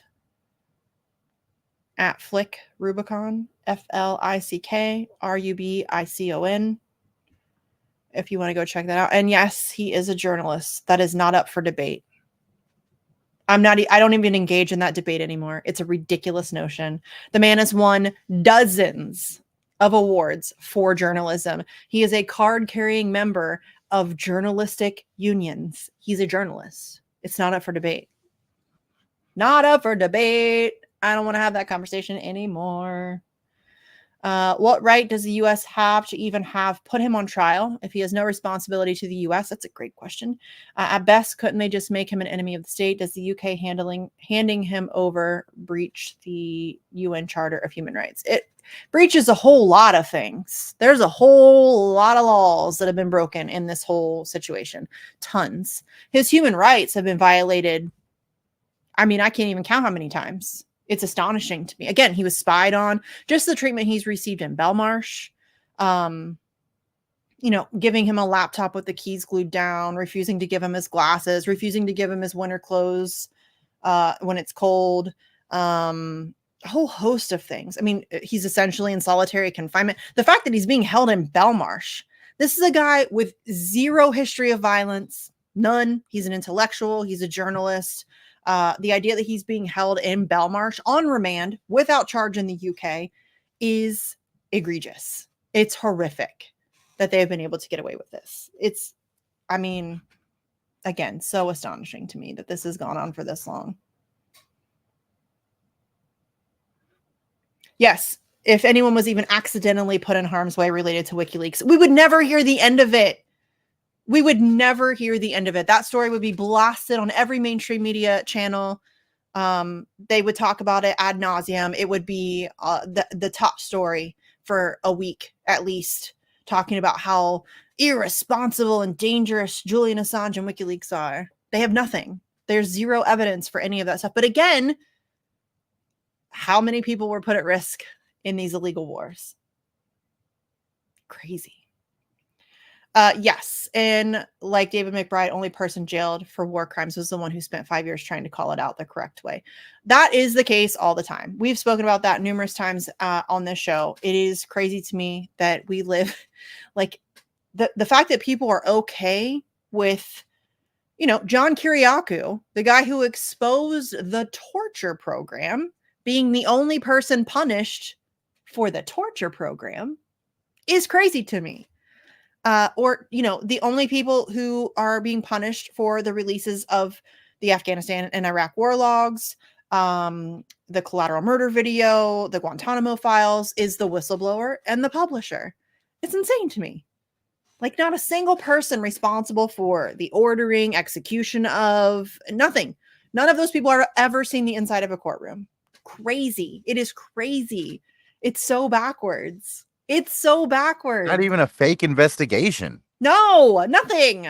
Not even like we'll investigate ourselves. Nothing. There's been nothing. Nothing. Daniel Hale, dude revealed the drone program. 90% civilian casualties. Who went to jail for that? Did Barack Obama go to jail for that? No. Daniel Hale. The only person that went to jail was Daniel Hale, the guy that exposed it. The fuck is that? It's crazy. And yes, Graham, not just COVID. There's a whole bunch of things that we would know a whole lot more about Ukraine and Israel-Palestine and what's going on in Africa. I mean, there's no question in my mind that we would have a whole lot more information than we have now if Julian Assange were free and WikiLeaks was fully operational. And if the chilling effect hadn't been created by this whole situation, journalism has taken a massive hit, in my opinion. I think we've seen it, right? Like you can tell. You can tell. People are scared to report on things. There's just a handful of people who are still out there doing legitimate work, actually calling stuff out. So, yeah, the smears against McBride are crazy. The smears against Assange are crazy. I mean, the things that they've thrown at him, that he smears poop on the walls and he doesn't take care of his cat and all. I mean, it's just pure desperation as far as I'm concerned. They're just trying to throw everything at the wall. Ben Wallace for Home Secretary. The Secretary of State accepts the U.S. assurances and invites the court to refuse Assange leave to appeal. Mark Summers said we are losing the connection intermittently. No surprise there. It's what they do. It's amazing. It's the year 2024 and they can't figure out how to like handle a court case of this importance. Or they know how to handle a court. They don't want to. They want it to be as difficult to follow as possible. Let me see what Richie's got. I don't think he's got anything new. Nope. Richie's got nothing new. I don't think Stefania's really live tweeting. She's tweeted a couple times live tweet style, but not anything in like 15 minutes though.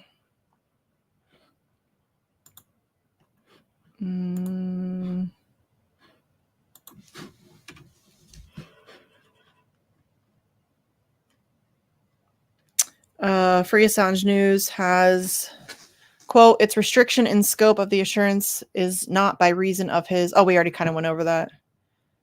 The court has already observed that the counts are of a different nature, Lewis says. Very helpfully, this court has identified 3 different categories. Lewis refers to the High Court's judgment from 26th of March, which incorrectly categorized the charges against Julian into 3 artificial and misleading categories. All 18 charges are inextricably linked to Julian Assange receiving and publishing materials as part of his journalistic and publishing activities.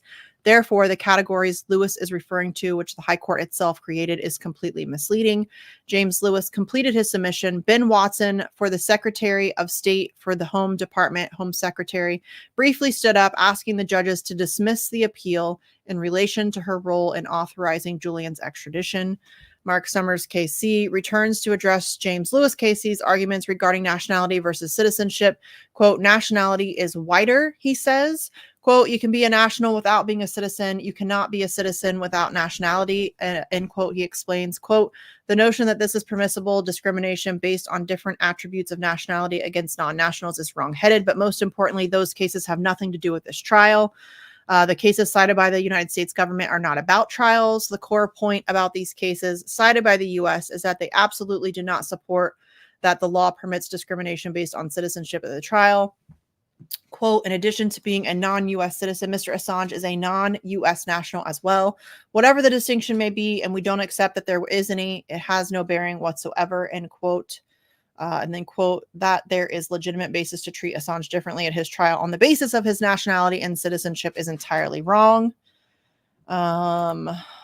Quote, the exclusionary rule has a number of limbs to it. Mr. Assange said in terms he will be excluded because he is a foreigner carrying out acts on foreign soil concerning national security, while he is being excluded in part because he is a foreigner as opposed to if he were a U.S. citizen.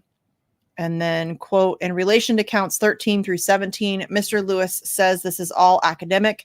In respect of that, firstly, that was the argument that was deployed before my lady and my lord the last time we were here.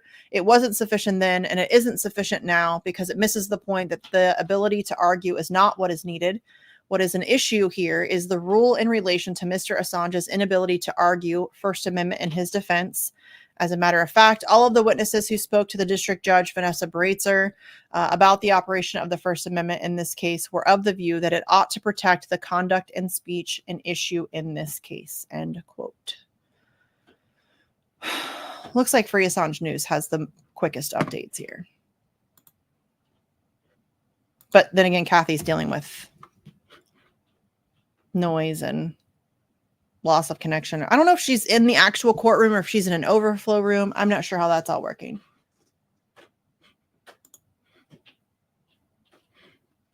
Oh, here's some stuff from Kathy. Mark Summers said, the law does not permit exclusion from equal treatment under the law. 81B does not permit differential treatment. There is no legitimate reason for not treating equally. A U.S. citizen charged with the same offense could rely on the First Amendment. He can't simply because of his nationality. Mark Summers also says that Manning was a government employee subject to contract. There are different considerations than with Assange. And yes, that's a great point. Chelsea Manning, and generally speaking, whistleblowers are under contract or they do have some sort of allegiance or duty or whatever to the people that they are whistleblowing about. Not that they shouldn't also be protected, especially given the fact that most of these whistleblowers at least attempt initially to go through quote unquote proper channels, whatever that means. But when it's a publisher, it's a completely different set of circumstances. Julian Assange has no allegiance to or no duty to the United States of America. None. He is no, there's nothing. There's nothing. There's no, he's under no contract. He's not a US citizen. He wasn't working for the United States government. He is a journalist and publisher who, again, was given information in the public interest that he was able to verify that was authentic and then therefore published it. So it is completely different. And that is why I get so frustrated when people call Assange a whistleblower. He is not. It is an incredibly important distinction to make. And so often he gets lumped in with whistleblowers. And that's just it. The difference needs to be clear. It is a very different set of circumstances, legally, morally, ethically, all of those things. It is incredibly different. And that's why I get so frustrated, because very often people call him a whistleblower. He is not. He is a publisher. Someone said Stella is live doing something on her page. I'm surprised by that. Unless it's somebody else running her account. I can't imagine she would be live tweeting. Stella's not doing anything.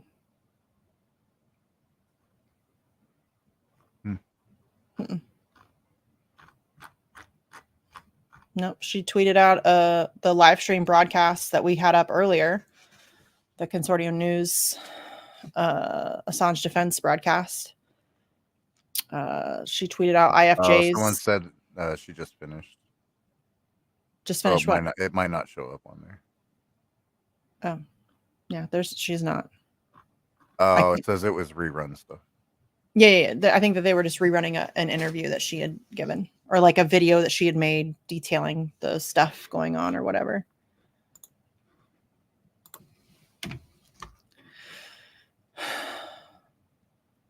Richie says, forgive the small delays, a lot to type out and format. I can't imagine. Lewis spoke about Chelsea Manning, U.S. soldier who blew the whistle on U.S. war crimes by leaking them to Assange for publishing.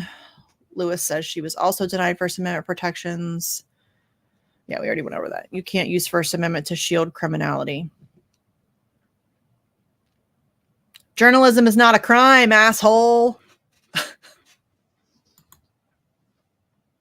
God, I really hate these people. A lot. Let's see. Summers says Mr. Assange would be in Virginia at time of trial, but the exclusionary factor would remain. Case history demonstrates foreigners are not protected. It depends on where the person was when the conduct happened, not where they are at trial. Mr. Assange was not on U.S. soil. Listen, they're not going to give him First Amendment protections. They're making that clear. I don't know why we still need to continue this conversation. They're making it abundantly clear. He does not get First Amendment protections. That was one of the things. That was one of the assurances that they were seeking. Clearly, they're not willing to give it. So send him home. How about that? Wouldn't that be cool if like they actually just did send him home, like magically? We would have to throw the biggest party. I would love nothing more if we could like teleport all Assange supporters to one central location to party, if that happens. I would love that tremendously. What a cool group of people.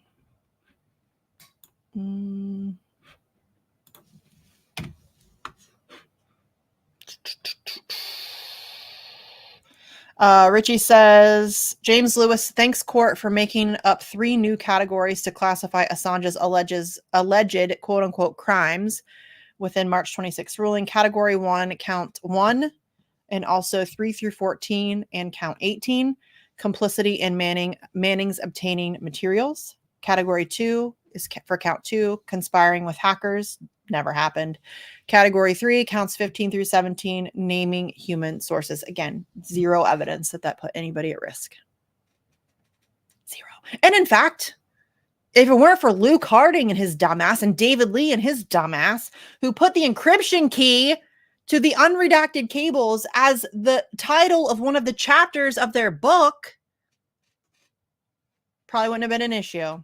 Why is David Lee and Luke Harding not on trial for that? That's what I want to know. Because Assange is on trial for that, but somehow David Lee and Luke Harding are not.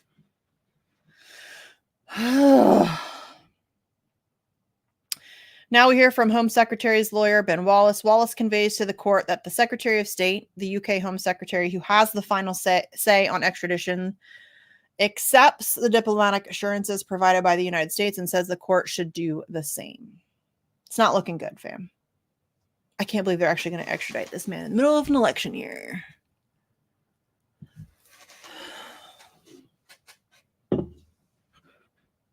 We'll see if that actually happens. This is incredible.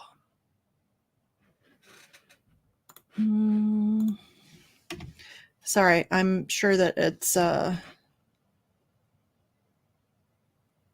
of painful for you guys to watch me go back and forth between streams. Oh, I just have you up right now.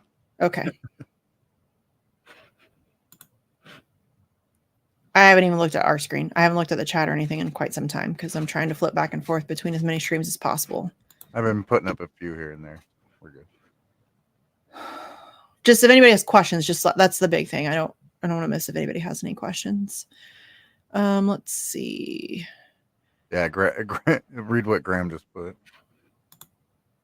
It's incredible how little public. Tell me about it. I literally stumbled across this a couple minutes ago. I had no idea this was happening.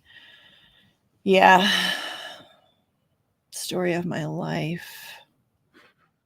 It's so hard to get people to care about this, which is weird. It's very weird. But people just don't care. And yes, I do remember when the initial extradition was denied. That was fun. Like, that was an actual good day. It's like the only good day I think we've had. Hi, Jade. That was fun, though. I mean, and shocking. Being able to sit and being able to be the ones to tell Allie and all of the London people, because they were outside the courtroom, so they had no idea what was going on, but we were able to like check the live feeds and all of that stuff. And so being able to tell, oh, it's still one of my favorite things. Yeah, chair spinning. I'm sorry, I've been trying. I've noticed me doing it a couple times during this feed, and I've like stopped myself. I need to get a non-spinny chair. That is on my list of things to do. I apologize. Dude, I did find a really, like, it looked super comfy, but it was a spinny chair. But I'm like, I don't know. It looks really comfy. I might just get it. And then I realized it also rocks. And that's a trap. No. No, that would be a disaster. I know a trap when I see one. That would be a disaster. You guys would never watch me again. I would make you nauseous from being all over the place. It would be bad. Terrible. Okay. Let's see. You're doing great. I don't know how great I'm doing. I'm just trying to cover it the best I can.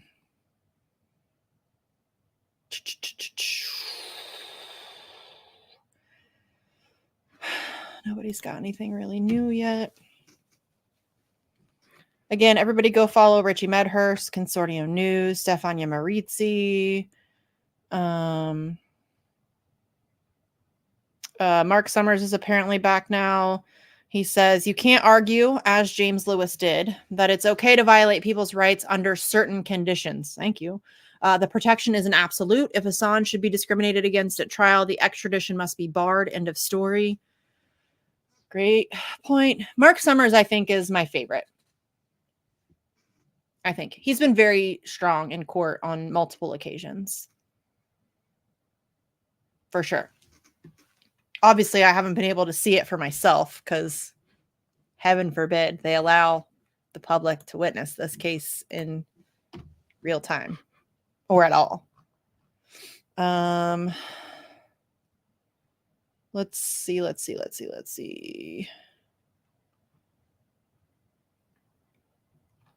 Okay. At Free Assange News continues, quote, Professor Grimm now tells us that in spite of being on U.S. soil at the time of his trial, this remains an argument that could succeed. And at least one of the cases produced shows why, a case where an individual is denied the right to even argue the First Amendment because his conduct that he was being prosecuted for was entirely outside the U.S., as is the case with Julian Assange. Summers explains. He continues, quote, speech undertaken by non-U.S. citizens on foreign soil is without First Amendment protections. Mark Summers says, quoting case law cited by Professor Grimm, who is a former federal judge. Mr. Justice Johnson seems particularly interested in this case. This may have been the first time he has asked a question. Okay. Got no questions, my guy. Quote, all of the offenses alleged were begun and committed outside of the United States, end quote, and quote, this is plainly an exclusionary rule, which has the potential to apply in this case. Mark Summers concludes by stating, lastly, counts 15 through 17 might headlines submission. Grounds 4 and ground 5 may conceivably operated differently.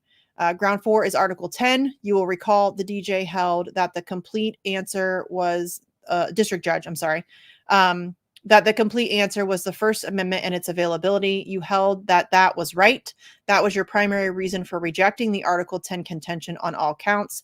That reasonably applies to all U.S. counts. If that is wrong, if there is an arguable case that the First Amendment might not apply, then Julian can't be extradited. The evidence of Mr. Grimm is that the First Amendment would apply to all the counts.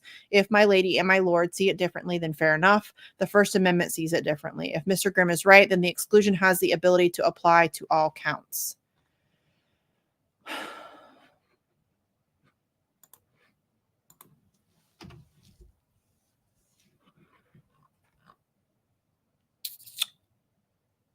Richie said, being in court with this case is like watching an episode of The Twilight Zone. The Americans making the most bizarre fascist arguments to get away with murdering a journalist. Julian Assange is a national treasure and must be protected. Hands off. Well said, Richie. This is like The Twilight Zone, though. This whole thing, the entire time, it has been like The Twilight Zone. The ridiculousness of all of this is, it's really something. Let's see. Does Richie have anything new?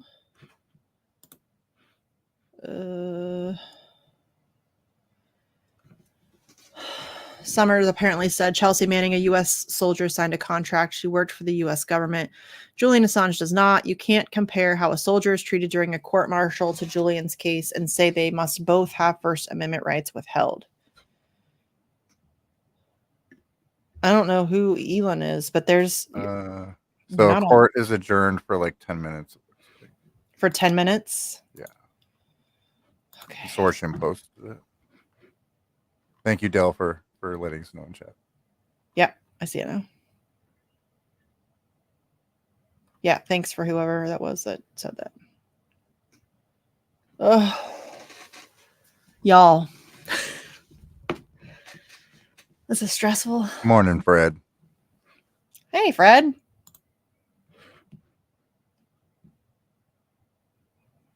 Shit, I might have to make more coffee in a minute. All right. I don't blame you. I need like an IV drip. I've been saying that for like 20 years. I don't know why only 10 minutes. That does seem weird. It's lunchtime. It might just be a short break and then they'll probably... Erica, the review is... the United States is full of shit. Yeah, it is a shit show, kangaroo court, nonsense-filled extravaganza of injustice. That's the review. Could still go either way, though. So it could still go either way. But it's not looking good currently. The UK Home Secretary, or the guy representing the UK Home Secretary, said that they accept the United States assurances and encourage the court to do the same. So that's not certainly isn't a good sign. The Assange defense team is doing their level best to shoot down all of the prosecution's shenanigans. And really, it's not that difficult because they have nothing. They are debating the 3 points of contention where the court was asking for the assurances, the three where they said that there were 3 points where Assange had, where they thought he had basis for appeal, which is based on the death penalty and the First Amendment rights. The death penalty thing is essentially a non-starter at this point.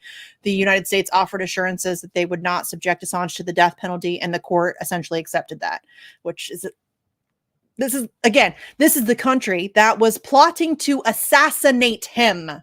And no, there is no jury. It's just 2 judges. The hearings that took place a couple months ago was under 1 judge. And then because that was moved on to the next thing, it's 2 judges. And so, yeah, again, this is the country that was plotting to assassinate him, but they promise, guys, they're not going to kill him.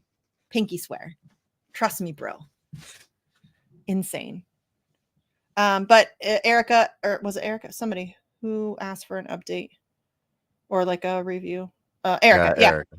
You can go to Consortium News on Twitter, Richie Medhurst on Twitter, at Free Assange News. All 3 of those accounts have fairly detailed live threads where they're trying to live tweet everything. So if you would like to go and read through those, if you want to get all of the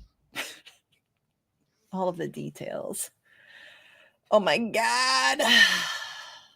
My Lord and Lady. Yeah, that's the Lord and Lady. Right, I'll be back in about 5 minutes. Okay. Yeah, the Lord and Lady are the judges. Assholes. That's what they are. Assholes. Does anybody else have questions while we're waiting for this ridiculousness of 10 minutes to pass by? They're killing me. They're fucking killing me. They're killing me. Oh my God, this is terrible. I'm not built for this shit. It's crazy. I guess we could check out the little live feed thing. Oh, it's really just people on the streets. I don't know if you guys really want to see that. It's just street interviews. Not that isn't cool, because street interviews are cool. I like street activists. Those are my people. And a lot of my friends are there.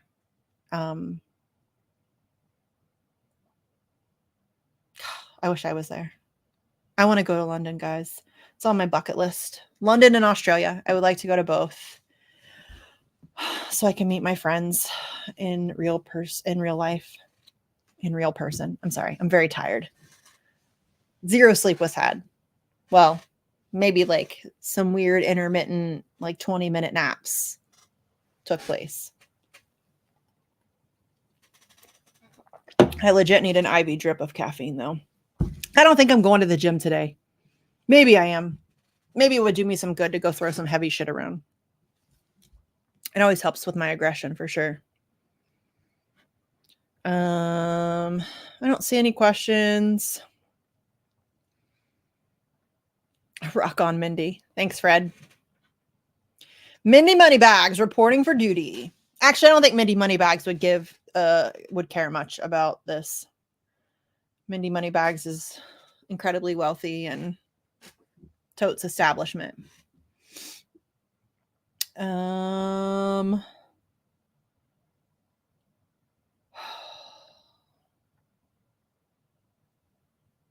If they fail to extradite, they must set him free. Well, they don't, though. If they fail to extradite, that just means the appeals process has to play out, which we all know will take forever. Forever. That was fast. Just had to start coffee. I don't drink coffee, so I don't know how long that takes. Coffee is gross.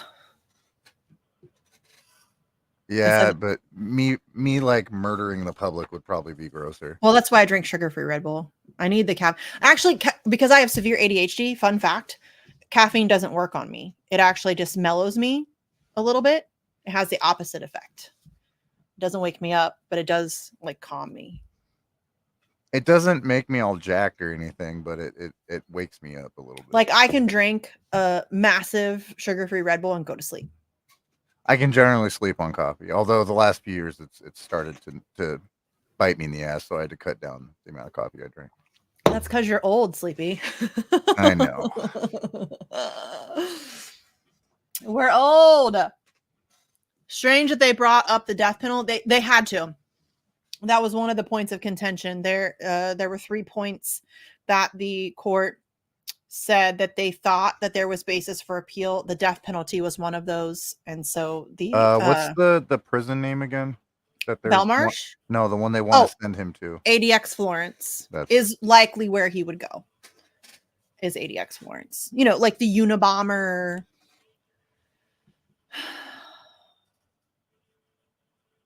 Yeah. He'll be treated humanely. That's just stupid. That's just stupid. A Dream with Keir Starmer and a Catapult. I like that. I like that. Like it. Yeah, y'all, Benjamin Netanyahu is currently walking around free, and Julian Assange is sitting in prison. That's the world we live in. Joe Biden is president of the United States, and Julian Assange is in prison. That's crazy. Oh, the wrong person is in jail, y'all. The wrong person is in prison. The wrong person. I have a whole thread. On Twitter. George W. Bush, free. Antony Blinken, free. Condoleezza Rice, free. Hillary Clinton, free. Donald Trump, free. Barack Obama, free. John McCain, dead. Yay. Henry Kissinger, dead. Yay. Madeleine Albright, also dead. Oh, that's a shame. Darn. I heard there's a special place in hell, though. They're probably all playing poker and shit. Yeah. Those are the kinds of people that makes me wish I believed in hell. Genuinely. I really wish I believed in hell. I hope there's something unpleasant. I don't think so. I mean, listen, I'm open to being wrong because nobody fucking knows. Yeah, Dick Cheney, free. Julian Assange is in prison. Dick Cheney's free. Why are we okay with that? This man shot a dude in the face. Forget that. I'm just saying, like, this is the maestro. Can do whatever they want, domestically, foreign, like I know, soil, anywhere. They can do whatever the hell they want. I know. Ding dong, the witch is dead. Yes. Celebrate good times. Donald Rumsfeld, also dead. Oh, he's they lived dead? Too long, isn't he? I don't know. I don't know. That's pretty rad if he is. I'm pretty sure, right?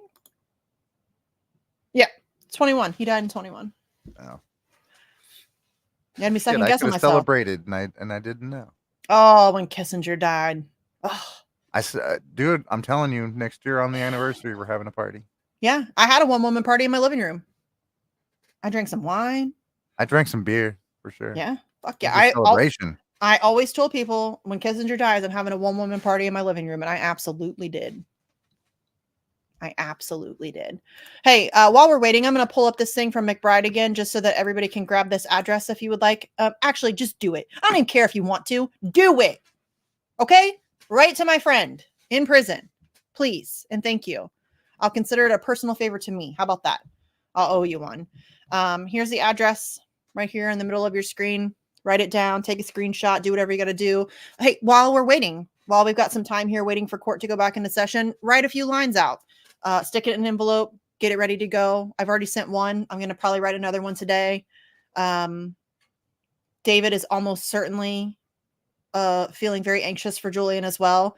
And as we talked about when we did the McBride stream, David's been on this show numerous times. It's very difficult to keep David on, to keep him focused on his own stuff because he is always more concerned about others. And he would always switch the subject to ask what was happening with Julian. Every time. So write to him, express your support and your love and all of that good stuff. Have your kids draw him a picture. Remember, no glitter, no glue, letters only. Careful what you write. Be aware that the prison staff is absolutely going to be reading it. Don't be stupid. Don't send anything dumb. Don't get him into trouble. Just, nice, kind words of support. I'm also going to see if I can figure out if he is able to receive like books or like any like money on his account where he can. I remember seeing something that they can put money on books, I believe. I don't know how that No, works. that's the case, but I don't know it for an Australian prison. I don't know for sure how that works. I'm not positive. I know that I sent Daniel Hill. You were able to send Daniel Hill books. You had to unfortunately you had to order them through Amazon and have them sent to the prison, but whatever. I was willing to do that. But for Daniel Hill, you could send him books or you could send money or whatever. So I'll figure all that stuff out. He's only been in prison for not even a week yet. So we're still trying to get all of that information. And as this little write-up says, they're going to try to get some content out, which goes through some stuff. I'm sure that they're going to explain the appeals process and all of that as well, because the intention is to appeal. But just for now, write some letters. That is something that we know that we can do. So write some letters and just let him know that we're thinking of him, that we still support him. We're not going anywhere, all that good stuff. That'll be very helpful. Please and thank you. Let's see. I really should have gotten like a little phone call set up with Kathy. It's been 14 minutes. And they're still not back. Come on, guys. I just want to know what's happening. Like, just, if you're going to extradite him, just tell us. We all know you already know. Seems silly to just drag it out. Thank you, Paula. Where's for Paula? letting us know more details on that. Oh, yeah. Yeah, I was going to pull that up, but I didn't know if anybody would really want to watch random street interviews. Oh, I saw Corbin up there for a minute. So. Yeah, that was earlier. I don't know, maybe because they're on break now. But earlier, like Corbin was out there, a whole bunch of people. The usual suspects. The usual crew. I'm glad Craig Murray's there.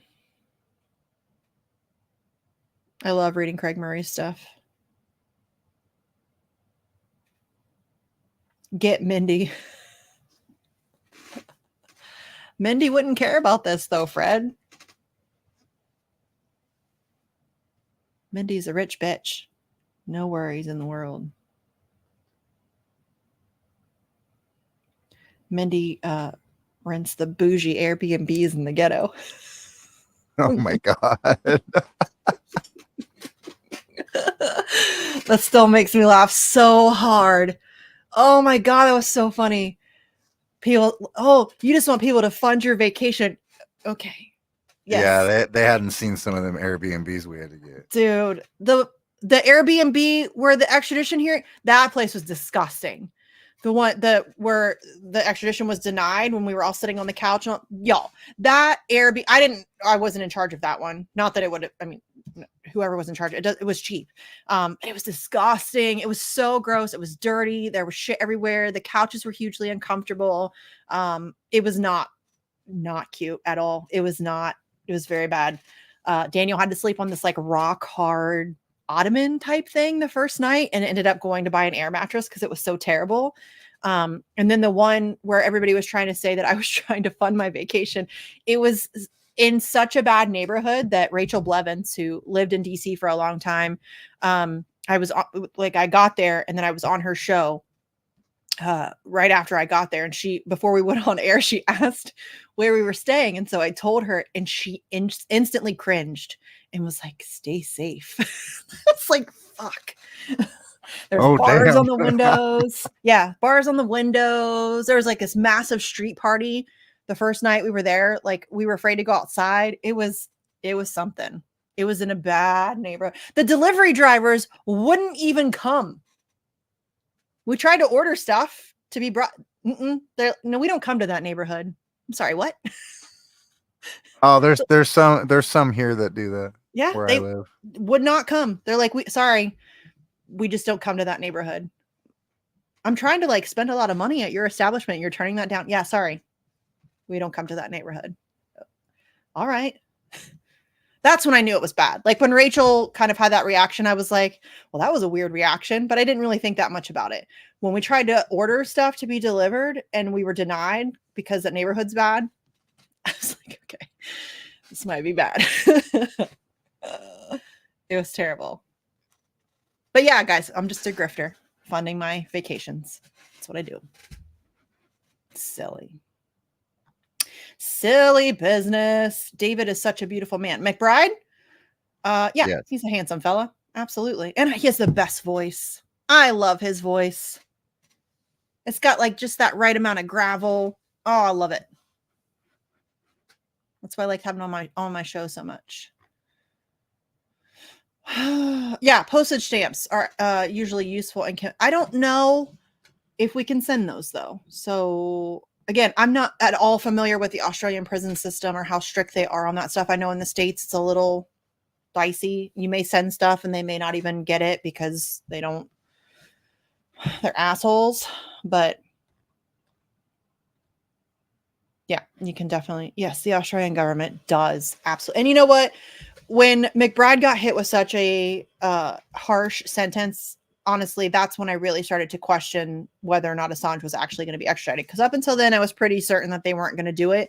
That's when the first little creep of doubt came in, because the Albanese government has been, puffing up its chest and all this bluster about whistleblower protections and we take this seriously and blah, blah, blah, blah, blah. And I was like, okay, surely they're not going to throw the book at David McBride. And I mean, to be fair, they didn't throw the book at him, but the sentence is incredibly harsh.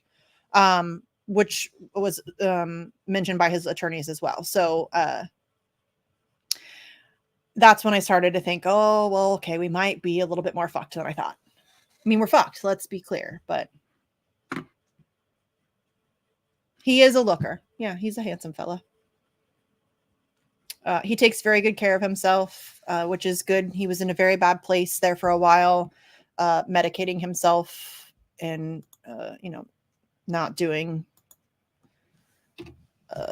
not taking care of himself, and he has turned that around, which is very good to see.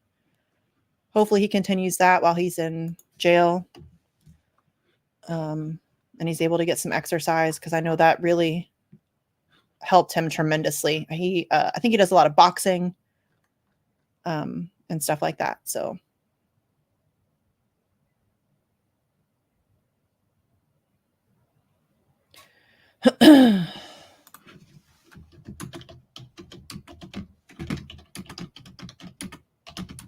sorry, that's probably incredibly loud and annoying.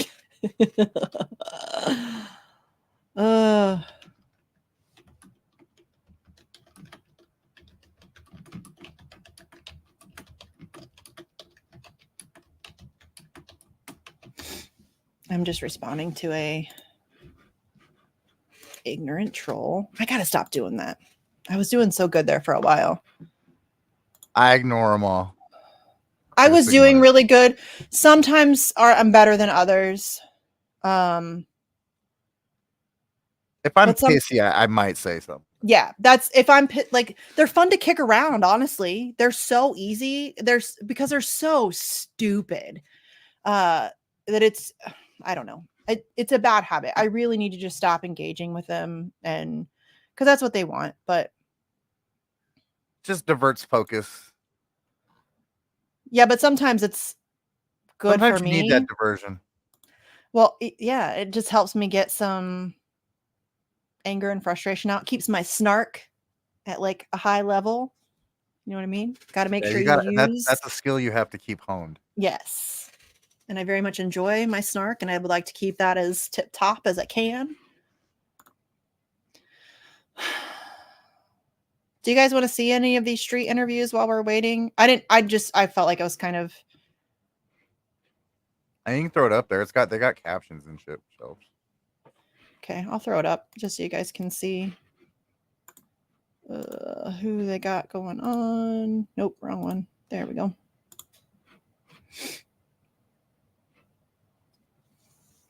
Maybe one of my friends will get interviewed.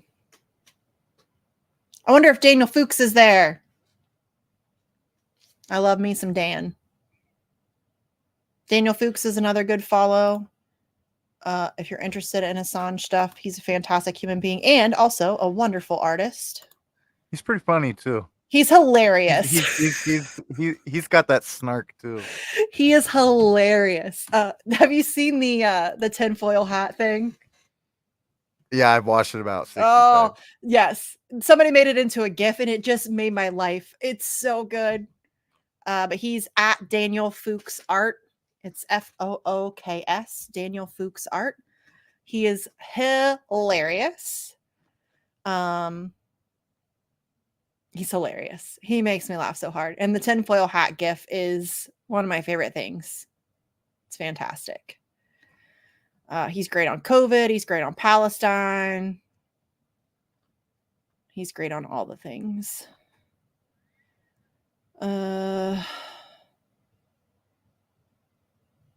Craig Murray responded to me, sleep?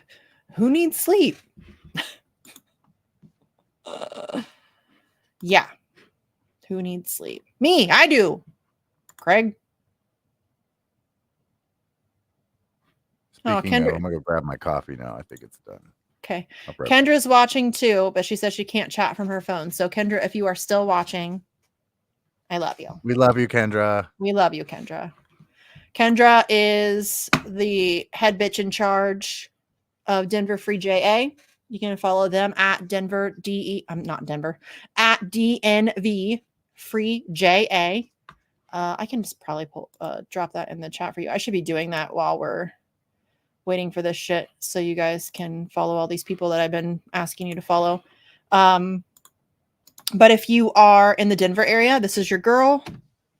Just drop the link in the chat. That is your person. If you are in the Colorado area, they do a lot of stuff all the time out there. Again, they have an event today at 7 a.m., I think, if I remember correctly. So go follow them, please. Support them. Share their stuff. Helping get information out about Assange stuff is so unbelievably helpful because, as I mentioned earlier, Assange stuff is incredibly shadow banned. It's buried. It's really hard to get that kind of stuff up. So anytime you see an Assange event or an Assange tweet, sharing it is very, very helpful. I'm also going to drop the Boston. This is Paula's group in Boston on Twitter. They also do regular events. I think they're every other week, if I remember correctly. If that's what they're still doing. It was every other week. They have an event today. But they do regular stuff all over Boston. So if you're in the Boston area, that's who you want to hook up with so that you can help them out. Let me pull. I have too many tabs open. This is exhausting. It's like my brain. I'm going to pull up the Tulsa page for you guys. This is Halo's group. If you're in the Tulsa area, go check them out. Follow. Get involved. All that good stuff. Let's see if anybody's got an update.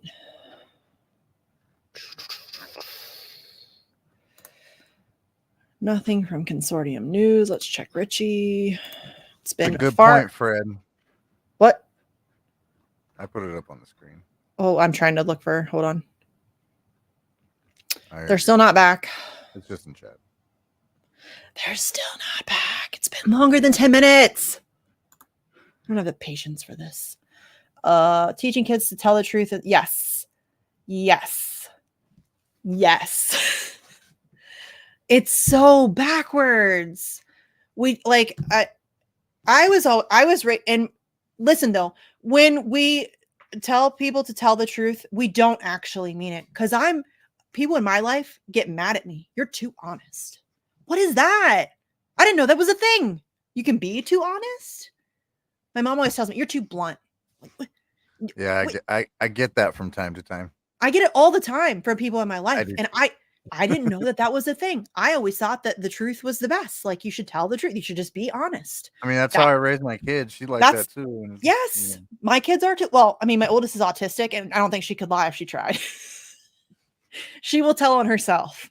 You know what I mean? If she does something bad, she tells on herself. Like, she'll just, I did something. Like, she'll just tell me. It's crazy. She's a terrible That's liar. awesome, actually. It's amazing, but also it's so there was one time years ago where they were in the pool and she was standing on the steps and I was standing there with her, and I tell my kids they're cute all the time.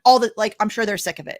And so I was like, "You're cute." And she was like, "I am." And I was like, "Yeah, you are." And then I was like, "Am I cute?" And she just paused for a second. And she looked at me and she was like, "No, you're old." Oh my God. She's not wrong. Oh my God, that's great. Yeah. And then the other day we were driving home from somewhere and my youngest was getting super annoyed with me because I was being annoying. And I was like, "Am I getting on your nerves?" And she was like, "Yeah." And I looked at my oldest and I was like, I think I'm annoying her. And I said, "Am I annoying?" And she was like, "A little." Yeah. And I'm like, "Okay." If you ever want to know the truth, that's your girl. That is your girl. She will tell you. She doesn't know how to lie. She genuinely doesn't know how to lie. And it's beautiful, frankly. I like that. But most people just want to hear what they want to hear. They don't really they want their truth. They don't want actual truth. You know what I mean? I've been getting that my whole life. You would think, right, Graham? That's what I always thought. Apparently, no. I'm still going to keep telling the truth.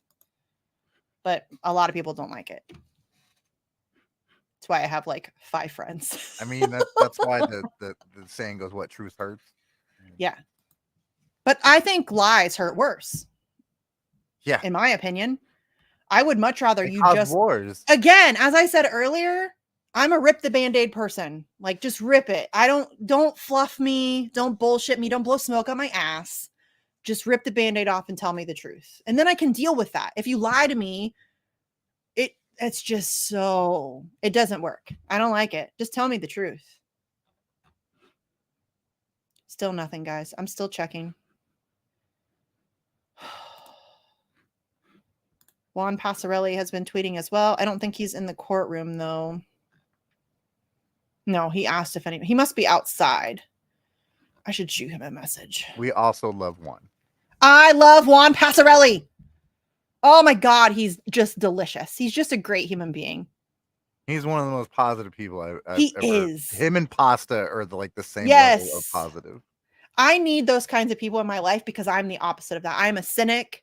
I'm very pessimistic. I am self-aware of that. I recognize that 100%. I get it. And that's why I need people like that in my life because they keep me. And it's like Halo. Halo's always very positive. Halo said check Flick's account. Check whose account? Ruby Flick. Oh, Flick.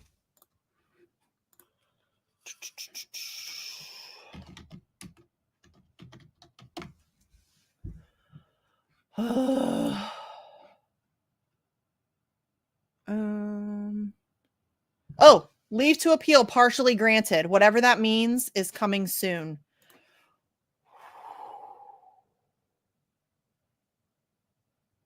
Okay. All right. Come on, give me some more information, somebody, please. Consortium news, court back in session, leave to appeal partially granted. What does that mean, though? Guys, you can't just give me some half-ass information. That's, come on. Richie's got nothing. Anybody? Any guys, help me look. I can only scroll through so quickly. Everybody help me look, please. If you find something, shoot it in the chat. Oh, come on. I need more information. This is just not good. I don't like having half information. Okay, leave to appeal partially granted. I'm imagining that this means it has been granted on those First Amendment things that they were arguing about today. That is my guess. I don't know if I'm correct. However, that I was correct in that they don't want to actually extradite him. I think that that's what this is about. But it is something that we can work with. This allows us to continue to put pressure. So, and it means he's not going to be brought to this country, which is definitely good. It's like the best thing that if there is a win, that is the only one I can think of. Richie still has nothing.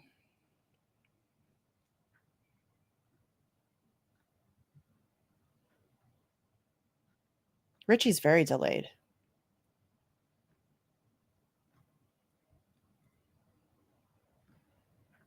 Anybody got anything? Anybody? Come on. In respect of the appeal in relation, Section 103 of the Extradition Act, we have decided to give legal appeal on grounds 4 and 5 on all counts on the second superseding indictment. Court adjourned. Okay. So no extradition today, but he's not going anywhere. He remains in Belmarsh, which is fucking annoying. Free Assange News says the judges have returned. In respect of the appeal in relation Section 103 of the Extradition Act, we have decided to give legal appeal on grounds 4 and 5.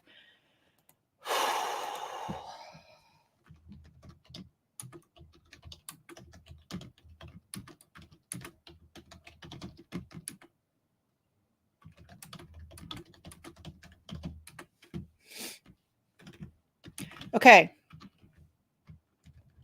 So that is good news. I say that it's certainly the better of the two options. Obviously, we don't want him extradited to this country. That would be horrific. So that's good. However, now the process starts again. I'm so tired. Yes. And I'm okay. I'm going to try to just stay positive. Don't yell at people, but we need help. We need pressure. Paula is doing an unbelievable job of leading the charge on phone calls. Let me pull up her Twitter account so that you can get an example of what she's been doing. Also, she did the postcard thing. I sent out all of my postcards. We can continue that now. I think we were waiting to see after today what was going to happen so that we could figure out the next plan of attack. I think that now that we have this partial appeal, we can continue that. We can try to get people to sign on to House Resolution 934, which is the bipartisan piece of legislation currently in the House calling for the release of Julian Assange and the protection of journalistic activity. Now that we know that the extradition has not been approved and the appeal has been granted, we need to continue that. We need to get as many people signed on to that in the United States as possible. It is abysmal how low the number of co-signers are on that bill. So Paula has been doing an unbelievable. Let me pull up. Let me see if I can find one of her threads where she's showed what she's doing. Paula, if you're still in the chat and you have like an example of your little, like your spreadsheet thing and all of that stuff, can you drop it in the chat so I don't have to keep scrolling? I don't know if she's still in the chat. She may have switched off to, oh wait, here, I got one. So this is the May Day one. Let me pull this up for you. This is just an example of what Paula has been doing. She has been making phone calls like a machine. And everybody can do this. You don't have to just call your representative. Fuck it. Call them all. Call every single one of them. This impacts all of us. And so it doesn't matter if it is your representative or if it's your senator, or if it doesn't matter. Call them all. So Paula has this fantastic list. These are she's been focusing mostly on those who are likely to be supportive of the effort, those who maybe signed on to the bipartisan letters that the 2 bipartisan letters that came out prior to the legislation being introduced, or people who have spoken on press freedom in the past, or people, for example, who were against the TikTok ban, or anything like that, anything that gives us a little window of opportunity to tie those issues together and pull them in on those things. But we need help. Like it can't just be Paula. And I don't make anywhere near as many phone calls as Paula does, and I need to do better. And I commit to doing that today. I do make probably, I would say roughly maybe 15 phone calls a week currently. I will pledge to do more than that. But we need help. We need it. We need an intense amount of pressure. That is the only thing that stops us, is an intense amount of pressure. That's it. We're not going to get justice through the court system. They're not just going to wake up one day and be like, oh, we should do the right thing. That's not a thing that's going to happen. We're going to have to force their hand. And especially, it's an election year. We can make this an election issue if we have the numbers, if we have the noise. And I realize there's a lot of really important things going on right now, and a lot of stuff is overshadowing the Assange situation. I get all that. Trust me. I understand. There's a full-blown genocide taking place right now. I understand. But how are we supposed to shut down a genocide if we can't even speak, if we can't report on those things? And we've seen the way that Israel is slaughtering journalists every day, all day. So the two issues are very tied together, very, very tied together. And in fact, I've said this numerous times, the Assange issue, as far as I'm concerned, is the front line for all things. It's all things. We can't fight against a genocide. We can't fight for education or healthcare or to end wars or anything unless we can speak and we can report on things openly and honestly and have conversation and engage in dialogue and debate, and all of that stuff. And we can't do that if we lose those rights. And I'm sorry, I know I'm getting a little preachy. I'm sorry, but I am just tired. Like, I feel like it's very difficult to get people to care about this. And I recognize that it's a very abstract concept. It's not the same as seeing, babies blown to bits every day on your feed. It's not the same as I can't feed my kids today. It's not the same as not being able to pay your bills or worrying about where your next meal is going to come from or all of that stuff. I totally feel that. I get it, but it is an unbelievably critical issue. And I feel like they're just slow walking us into our own demise because we're not paying attention. And so we need as much help as humanly possible. And there's so many things that you can do. You can make phone calls with Paula. You can do the postcard campaign. You can hold events. You can hang up flyers or make some buttons and hand them out, or just have conversations with your friends and family, or, buy Kevin Gastula's book for your mom for her birthday, or buy Stefania Marizzi's book for your neighbor for their birthday, or whatever. There's so many things that you can do to call attention to this issue. Again, as I mentioned earlier, retweeting Assange stuff is super helpful because it gets buried. It's totally suppressed. Retweeting streams like this one or other Assange videos or anything like that, super helpful. All of that stuff gets buried.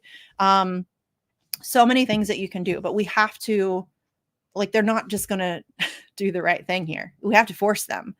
And the only way we can force them is by making as much noise as humanly possible. And it takes we need a lot of people. We see the number of people who are in the streets actively against the genocide, and the genocide continues, right? So we need massive amounts of people. So yes, please help. Sorry, I don't mean to get preachy. I really don't. I don't. It's very frustrating, and I feel like it's failure on my part because I can't figure out the words to say to get people to care about this. And so that's very frustrating for me on a personal level, because I don't know what to say.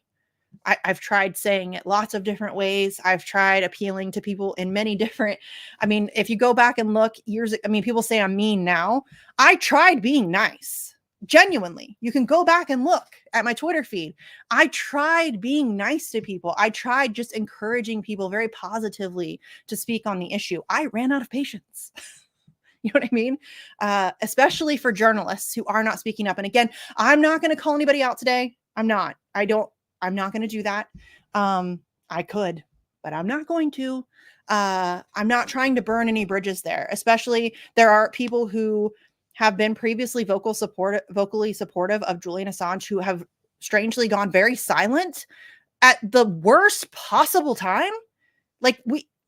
Now is not the time to shut up at all. We need more noise, not less. So the idea that there are, and especially, again, journalists who have been otherwise good on this up until recently, now suddenly going silent, that is very frustrating. So encourage your favorite content creators and your favorite journalists and your favorite whoever to talk about this more, to cover it more. I'm not asking you to cover it every day. People say that all the time. Oh, you just want people to talk about it all the time like you do. No, never said that. Never said that. Saying, hey, can you cover this? It just needs to be in front of audiences that are bigger. Yes. Straight up. I'm just some chick in Ohio, y'all. I don't have a massive platform. I don't have, and I mean, to be fair, like Russell Brand has been pretty good on this, generally speaking. Greenwald has been pretty good on this. Rogan sucks on this. He's said some positive things in the past, but he doesn't talk about it near enough. He has a massive fucking audience. I said I wasn't going to call people out. And here I am calling people out. But these are people with huge platforms who, by the way, are directly impacted by censorship, who still don't talk about this. And that is weird to me. I don't get it. So everybody go follow Paula at Plucille54.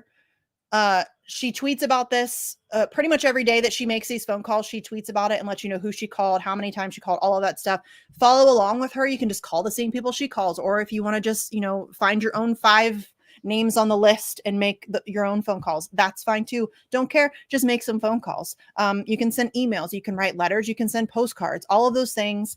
I'll get with the girls, Halo and Paula and Kendra and all of them, and we'll figure out if they want to continue the postcard campaign. But also, and I hate asking for money, but that stuff's not cheap. Like printing all the postcards, making sure that they have stamps on them, address labels, all of those things to make that stuff as easy as possible. It does cost money. And these are all people. Paula has spent thousands of dollars out of pocket. Halo has spent thousands of dollars out of pocket. Kendra has spent myself, I have spent thousands of dollars out of pocket.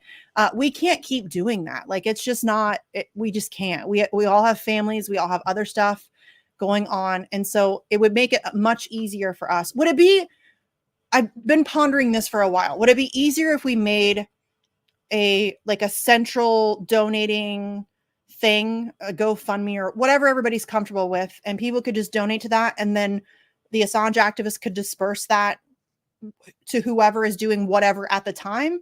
Or would you guys rather would you guys rather donate to each individual thing every time somebody is doing something? Because I'm just trying to figure out a way of how we can make it easier for people. I feel like people would donate.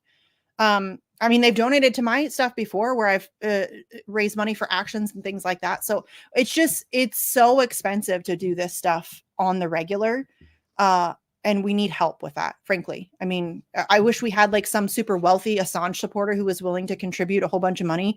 There are super wealthy Assange supporters. I don't know that they necessarily contribute a whole lot of money. They have contributed money in the past, but it's not like a regular thing. But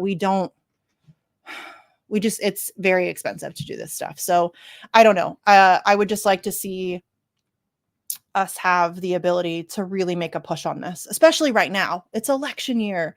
We could really put pressure on people. I would love to have like billboards in multiple cities and, radio ads or whatever. There's plenty of things that we could do. All of it is expensive, unfortunately. I mean, we could get a bunch of banners made and do banner drops all across the country, coordinated banner drops. There's so many things that we could do. I just can't.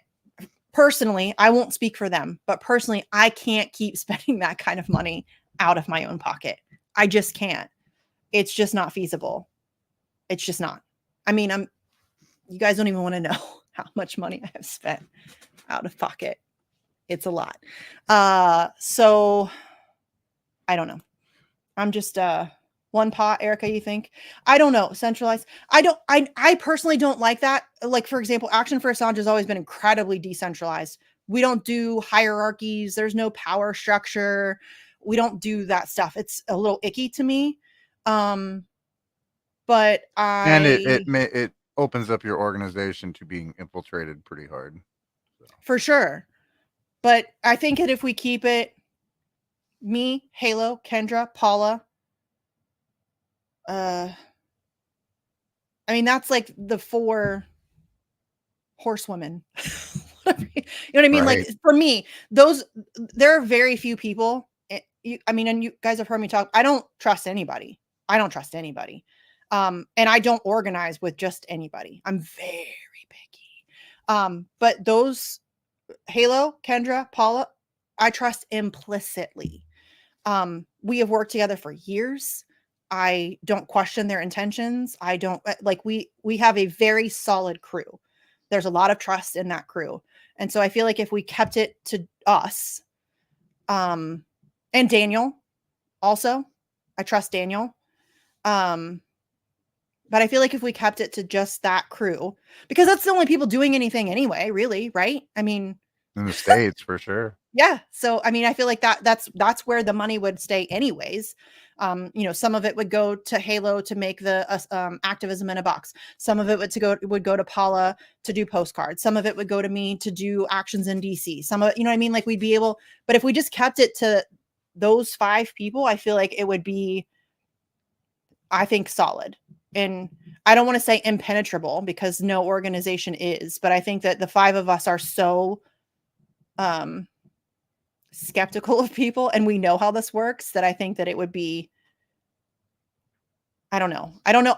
That's why I'm just tossing it out there as an idea to see what you guys think. I'm willing to take suggestions, whatever criticisms of that idea, whatever it is. I just feel like we need to try something different. Yes, we need to re-strategize. We need to regroup and re-strategize. And if that's something that the 4 horsewomen, yeah. And then there's Daniel, who's, I don't know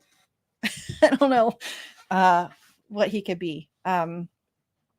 Yeah, but those are 5, or I guess those 4 people, and then myself, I genuinely trust them. I've worked with them for a very long time. And they all do exceptional work. I mean, you cannot question their work.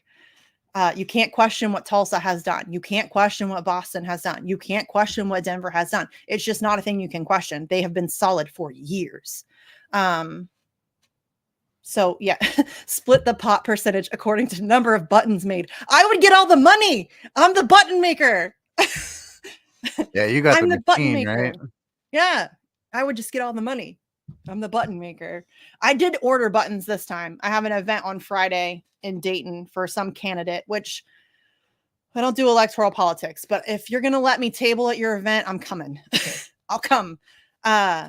But I just don't have time this week to make buttons. And so I had to, again, spend money out of pocket to buy buttons because I wanted to have some. So, but yeah, I don't know if that makes sense, having that kind of centralized funding. I don't know if that's something that everybody would be comfortable with. It makes me I'm a little wishy-washy on it because I don't like centralized power structures. And I don't feel like it's really centralized necessarily because it would be divided amongst those people and groups, depending on what super wealthy anonymous Assange supporter funded leftover money for that campaign, funded Senate postcard campaign.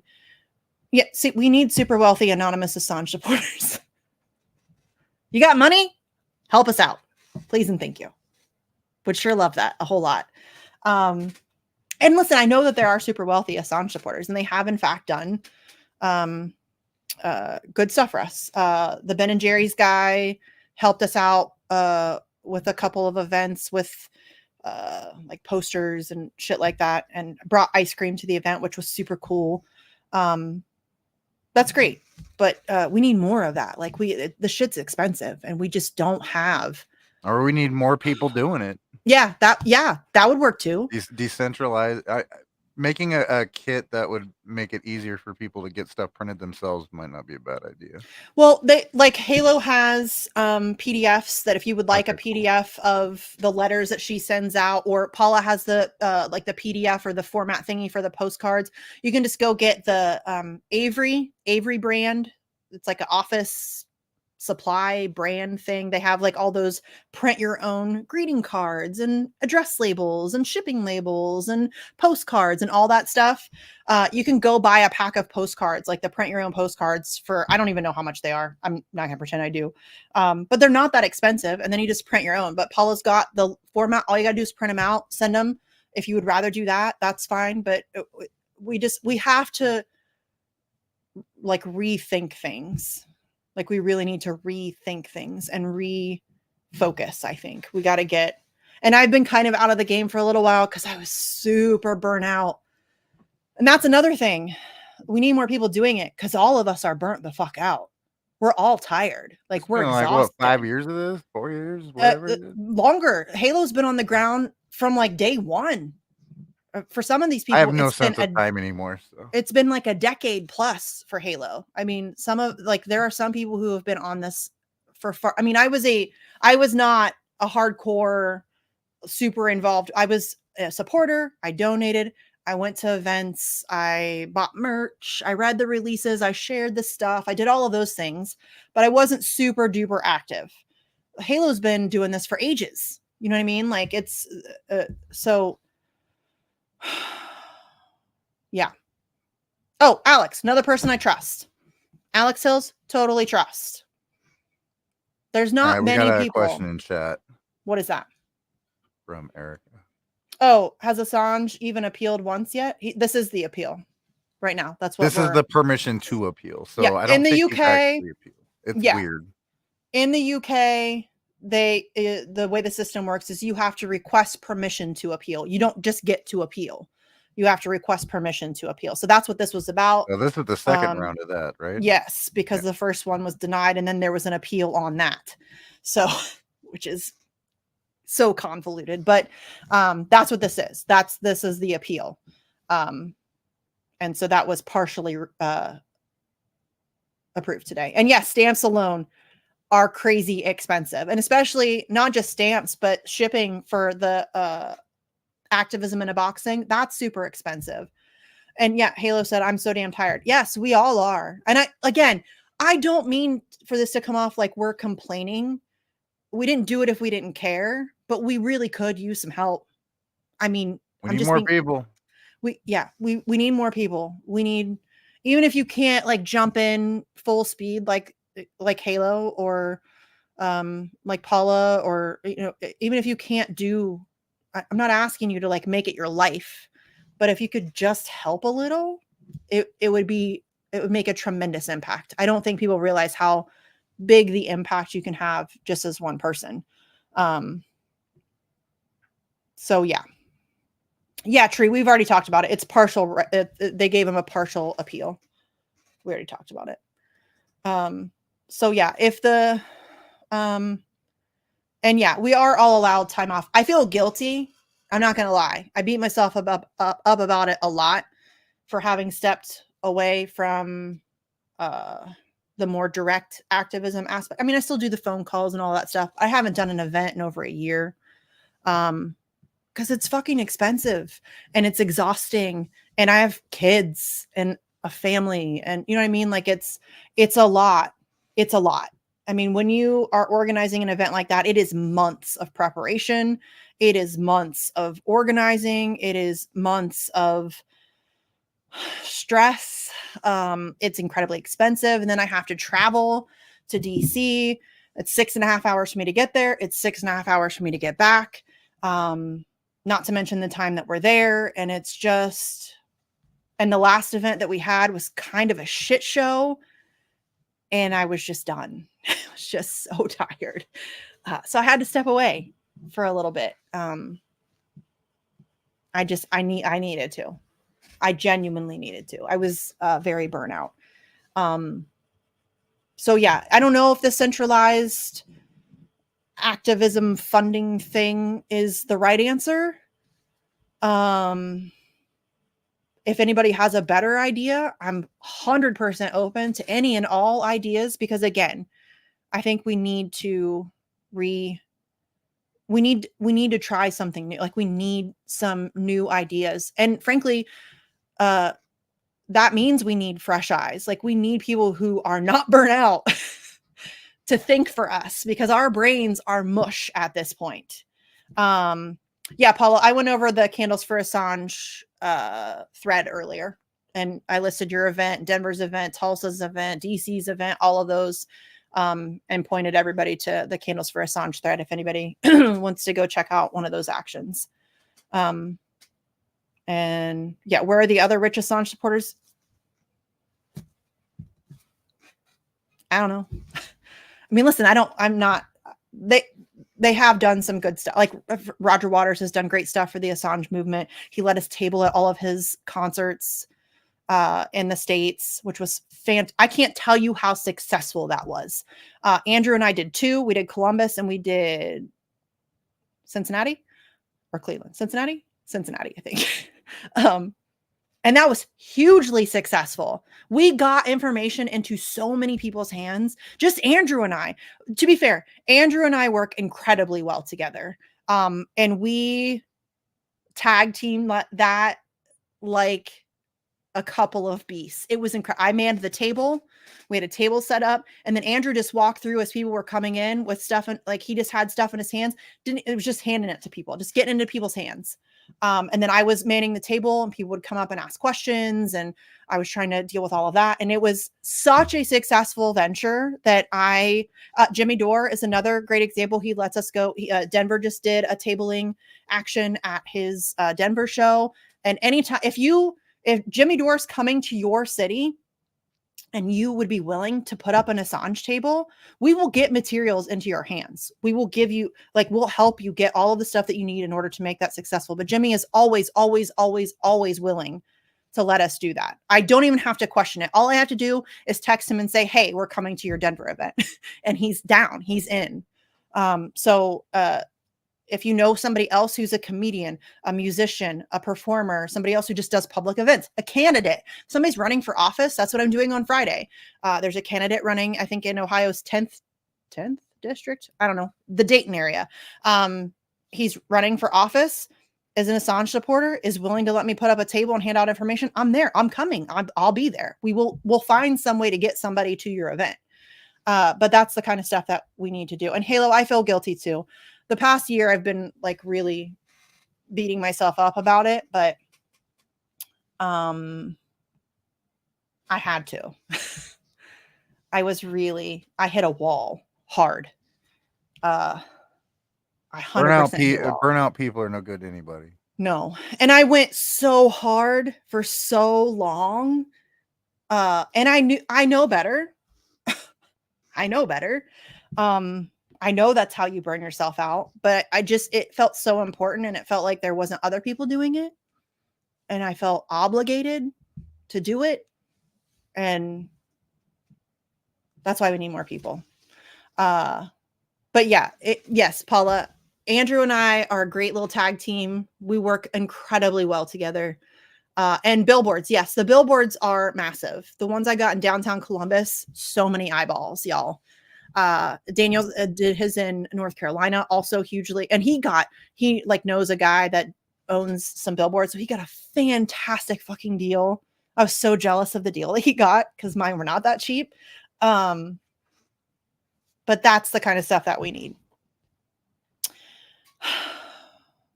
You're on radio. Yeah, I'm doing I still do, Alex, I still do tons of shows. I do my own shows, and then people also ask me to come on and talk about Assange, and I never turn that stuff down. If somebody wants to talk about Assange, I will come. I will make room in my schedule to do that. So I still do that stuff. But it is really, organizing events is just so time consuming and very expensive. Very, very, very, very, very expensive. RSFO, you're not an effective activist. If you're doing something, you're effective. Doing something is far more effective than doing nothing. Straight up. It's true. It doesn't matter. Even if you're just hanging flyers once a month, that's effective. Far more effective than sitting at home and not doing it, for sure. So yeah, again, I'm really not trying to preach at people or get angry. I understand everybody's got shit going on. Everybody's got family. Everybody's got that stuff.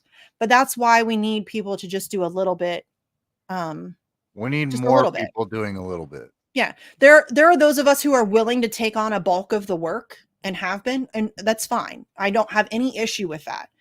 But if we could just get more people doing little pieces here and there, that stuff adds up so quickly. And yes, Randy Credico, holy balls. Randy Credico and the billboard truck is so fucking amazing. It is so amazing watching those billboard trucks cruise around like, Times Square. That's incredible. That's awesome. That's awesome. So, and those billboard trucks, like the guy that we have in DC, James, hell of a guy. Hell of a guy. And listen, he was initially just a guy that had billboard trucks that we hired to do billboard trucks. And it's not like he cares about any of the stuff that he's just a guy with a billboard truck. If you want to hire him to put your message up on his truck, cool. But he is now a full-blown Assange supporter, part of the family. We love him so much. He comes to the events. He hangs out with us afterwards. Like, he's a great dude. He gives us an unbelievable deal. Like, that's the kind of thing that we could be doing on a regular basis if we had regular funding. We just don't. Yeah, I mean, try to get more people like that involved. Yes. Like people like James that may not be informed, but have some sort of platform or some way to get the message out. Like, you need to target those people. Yes, 100%. And James is great now, legitimately part of the family. Like, I look forward to going to DC, being able to see him, being able to hang out. He'll come to like the little after dinner or whatever if we have an event. He's great. So we just need people to do whatever they can do with whatever time they have. And I'm sorry for soapboxing it. I really am. I'm not trying to. I just feel like it needs to be said. 100%. We should probably let these poor people go, though. Yeah, and I need to go too. I'm exhausted. I might go take a nap, actually.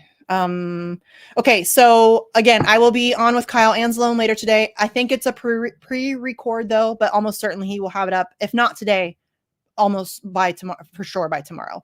His stuff goes up very quickly, and he knows that this is very time sensitive. So I'm recording that with him at 12:30. I will be on with Rachel Blevins at 4:40 on Sputnik US on the backstory, which you can find on Rumble and wherever else that they're allowing Russian stuff to be. I think that's all I have going on today. If you guys want to go check out, looks like everybody's saying that they're doing the post press conference. I'm not going to play that here. If you guys want to go watch that, go check out the consortium news feed. If you want to see that, I'm going to let you guys go. I'm going to let Sleepy go and myself go so that we can go chill out. Partial good news today. Again, there was really no good news possible today. But at least the request was partially approved, which means he will not be extradited. That is a good thing. Unfortunately, that just means he goes back to stays in Belmarsh for however long the appeals process takes, which they will surely drag out past the election at the very least. So, yeah, everybody do something. Just do one thing today, right? Just one thing. Make one phone call, send one email, write a letter to David McBride. Pretty please do that. But yeah, just do one thing today and then try to make that a habit, even if it's once a week, once a month, whatever you can do. If everybody does that one little thing, we can make a whole lot of noise. So, thanks for hanging out with us. Thanks for getting up early. For those of you that got up early to hang out with us, appreciate that very much. And free Assange. Free Assange, everybody. Have a good one, y'all. See ya.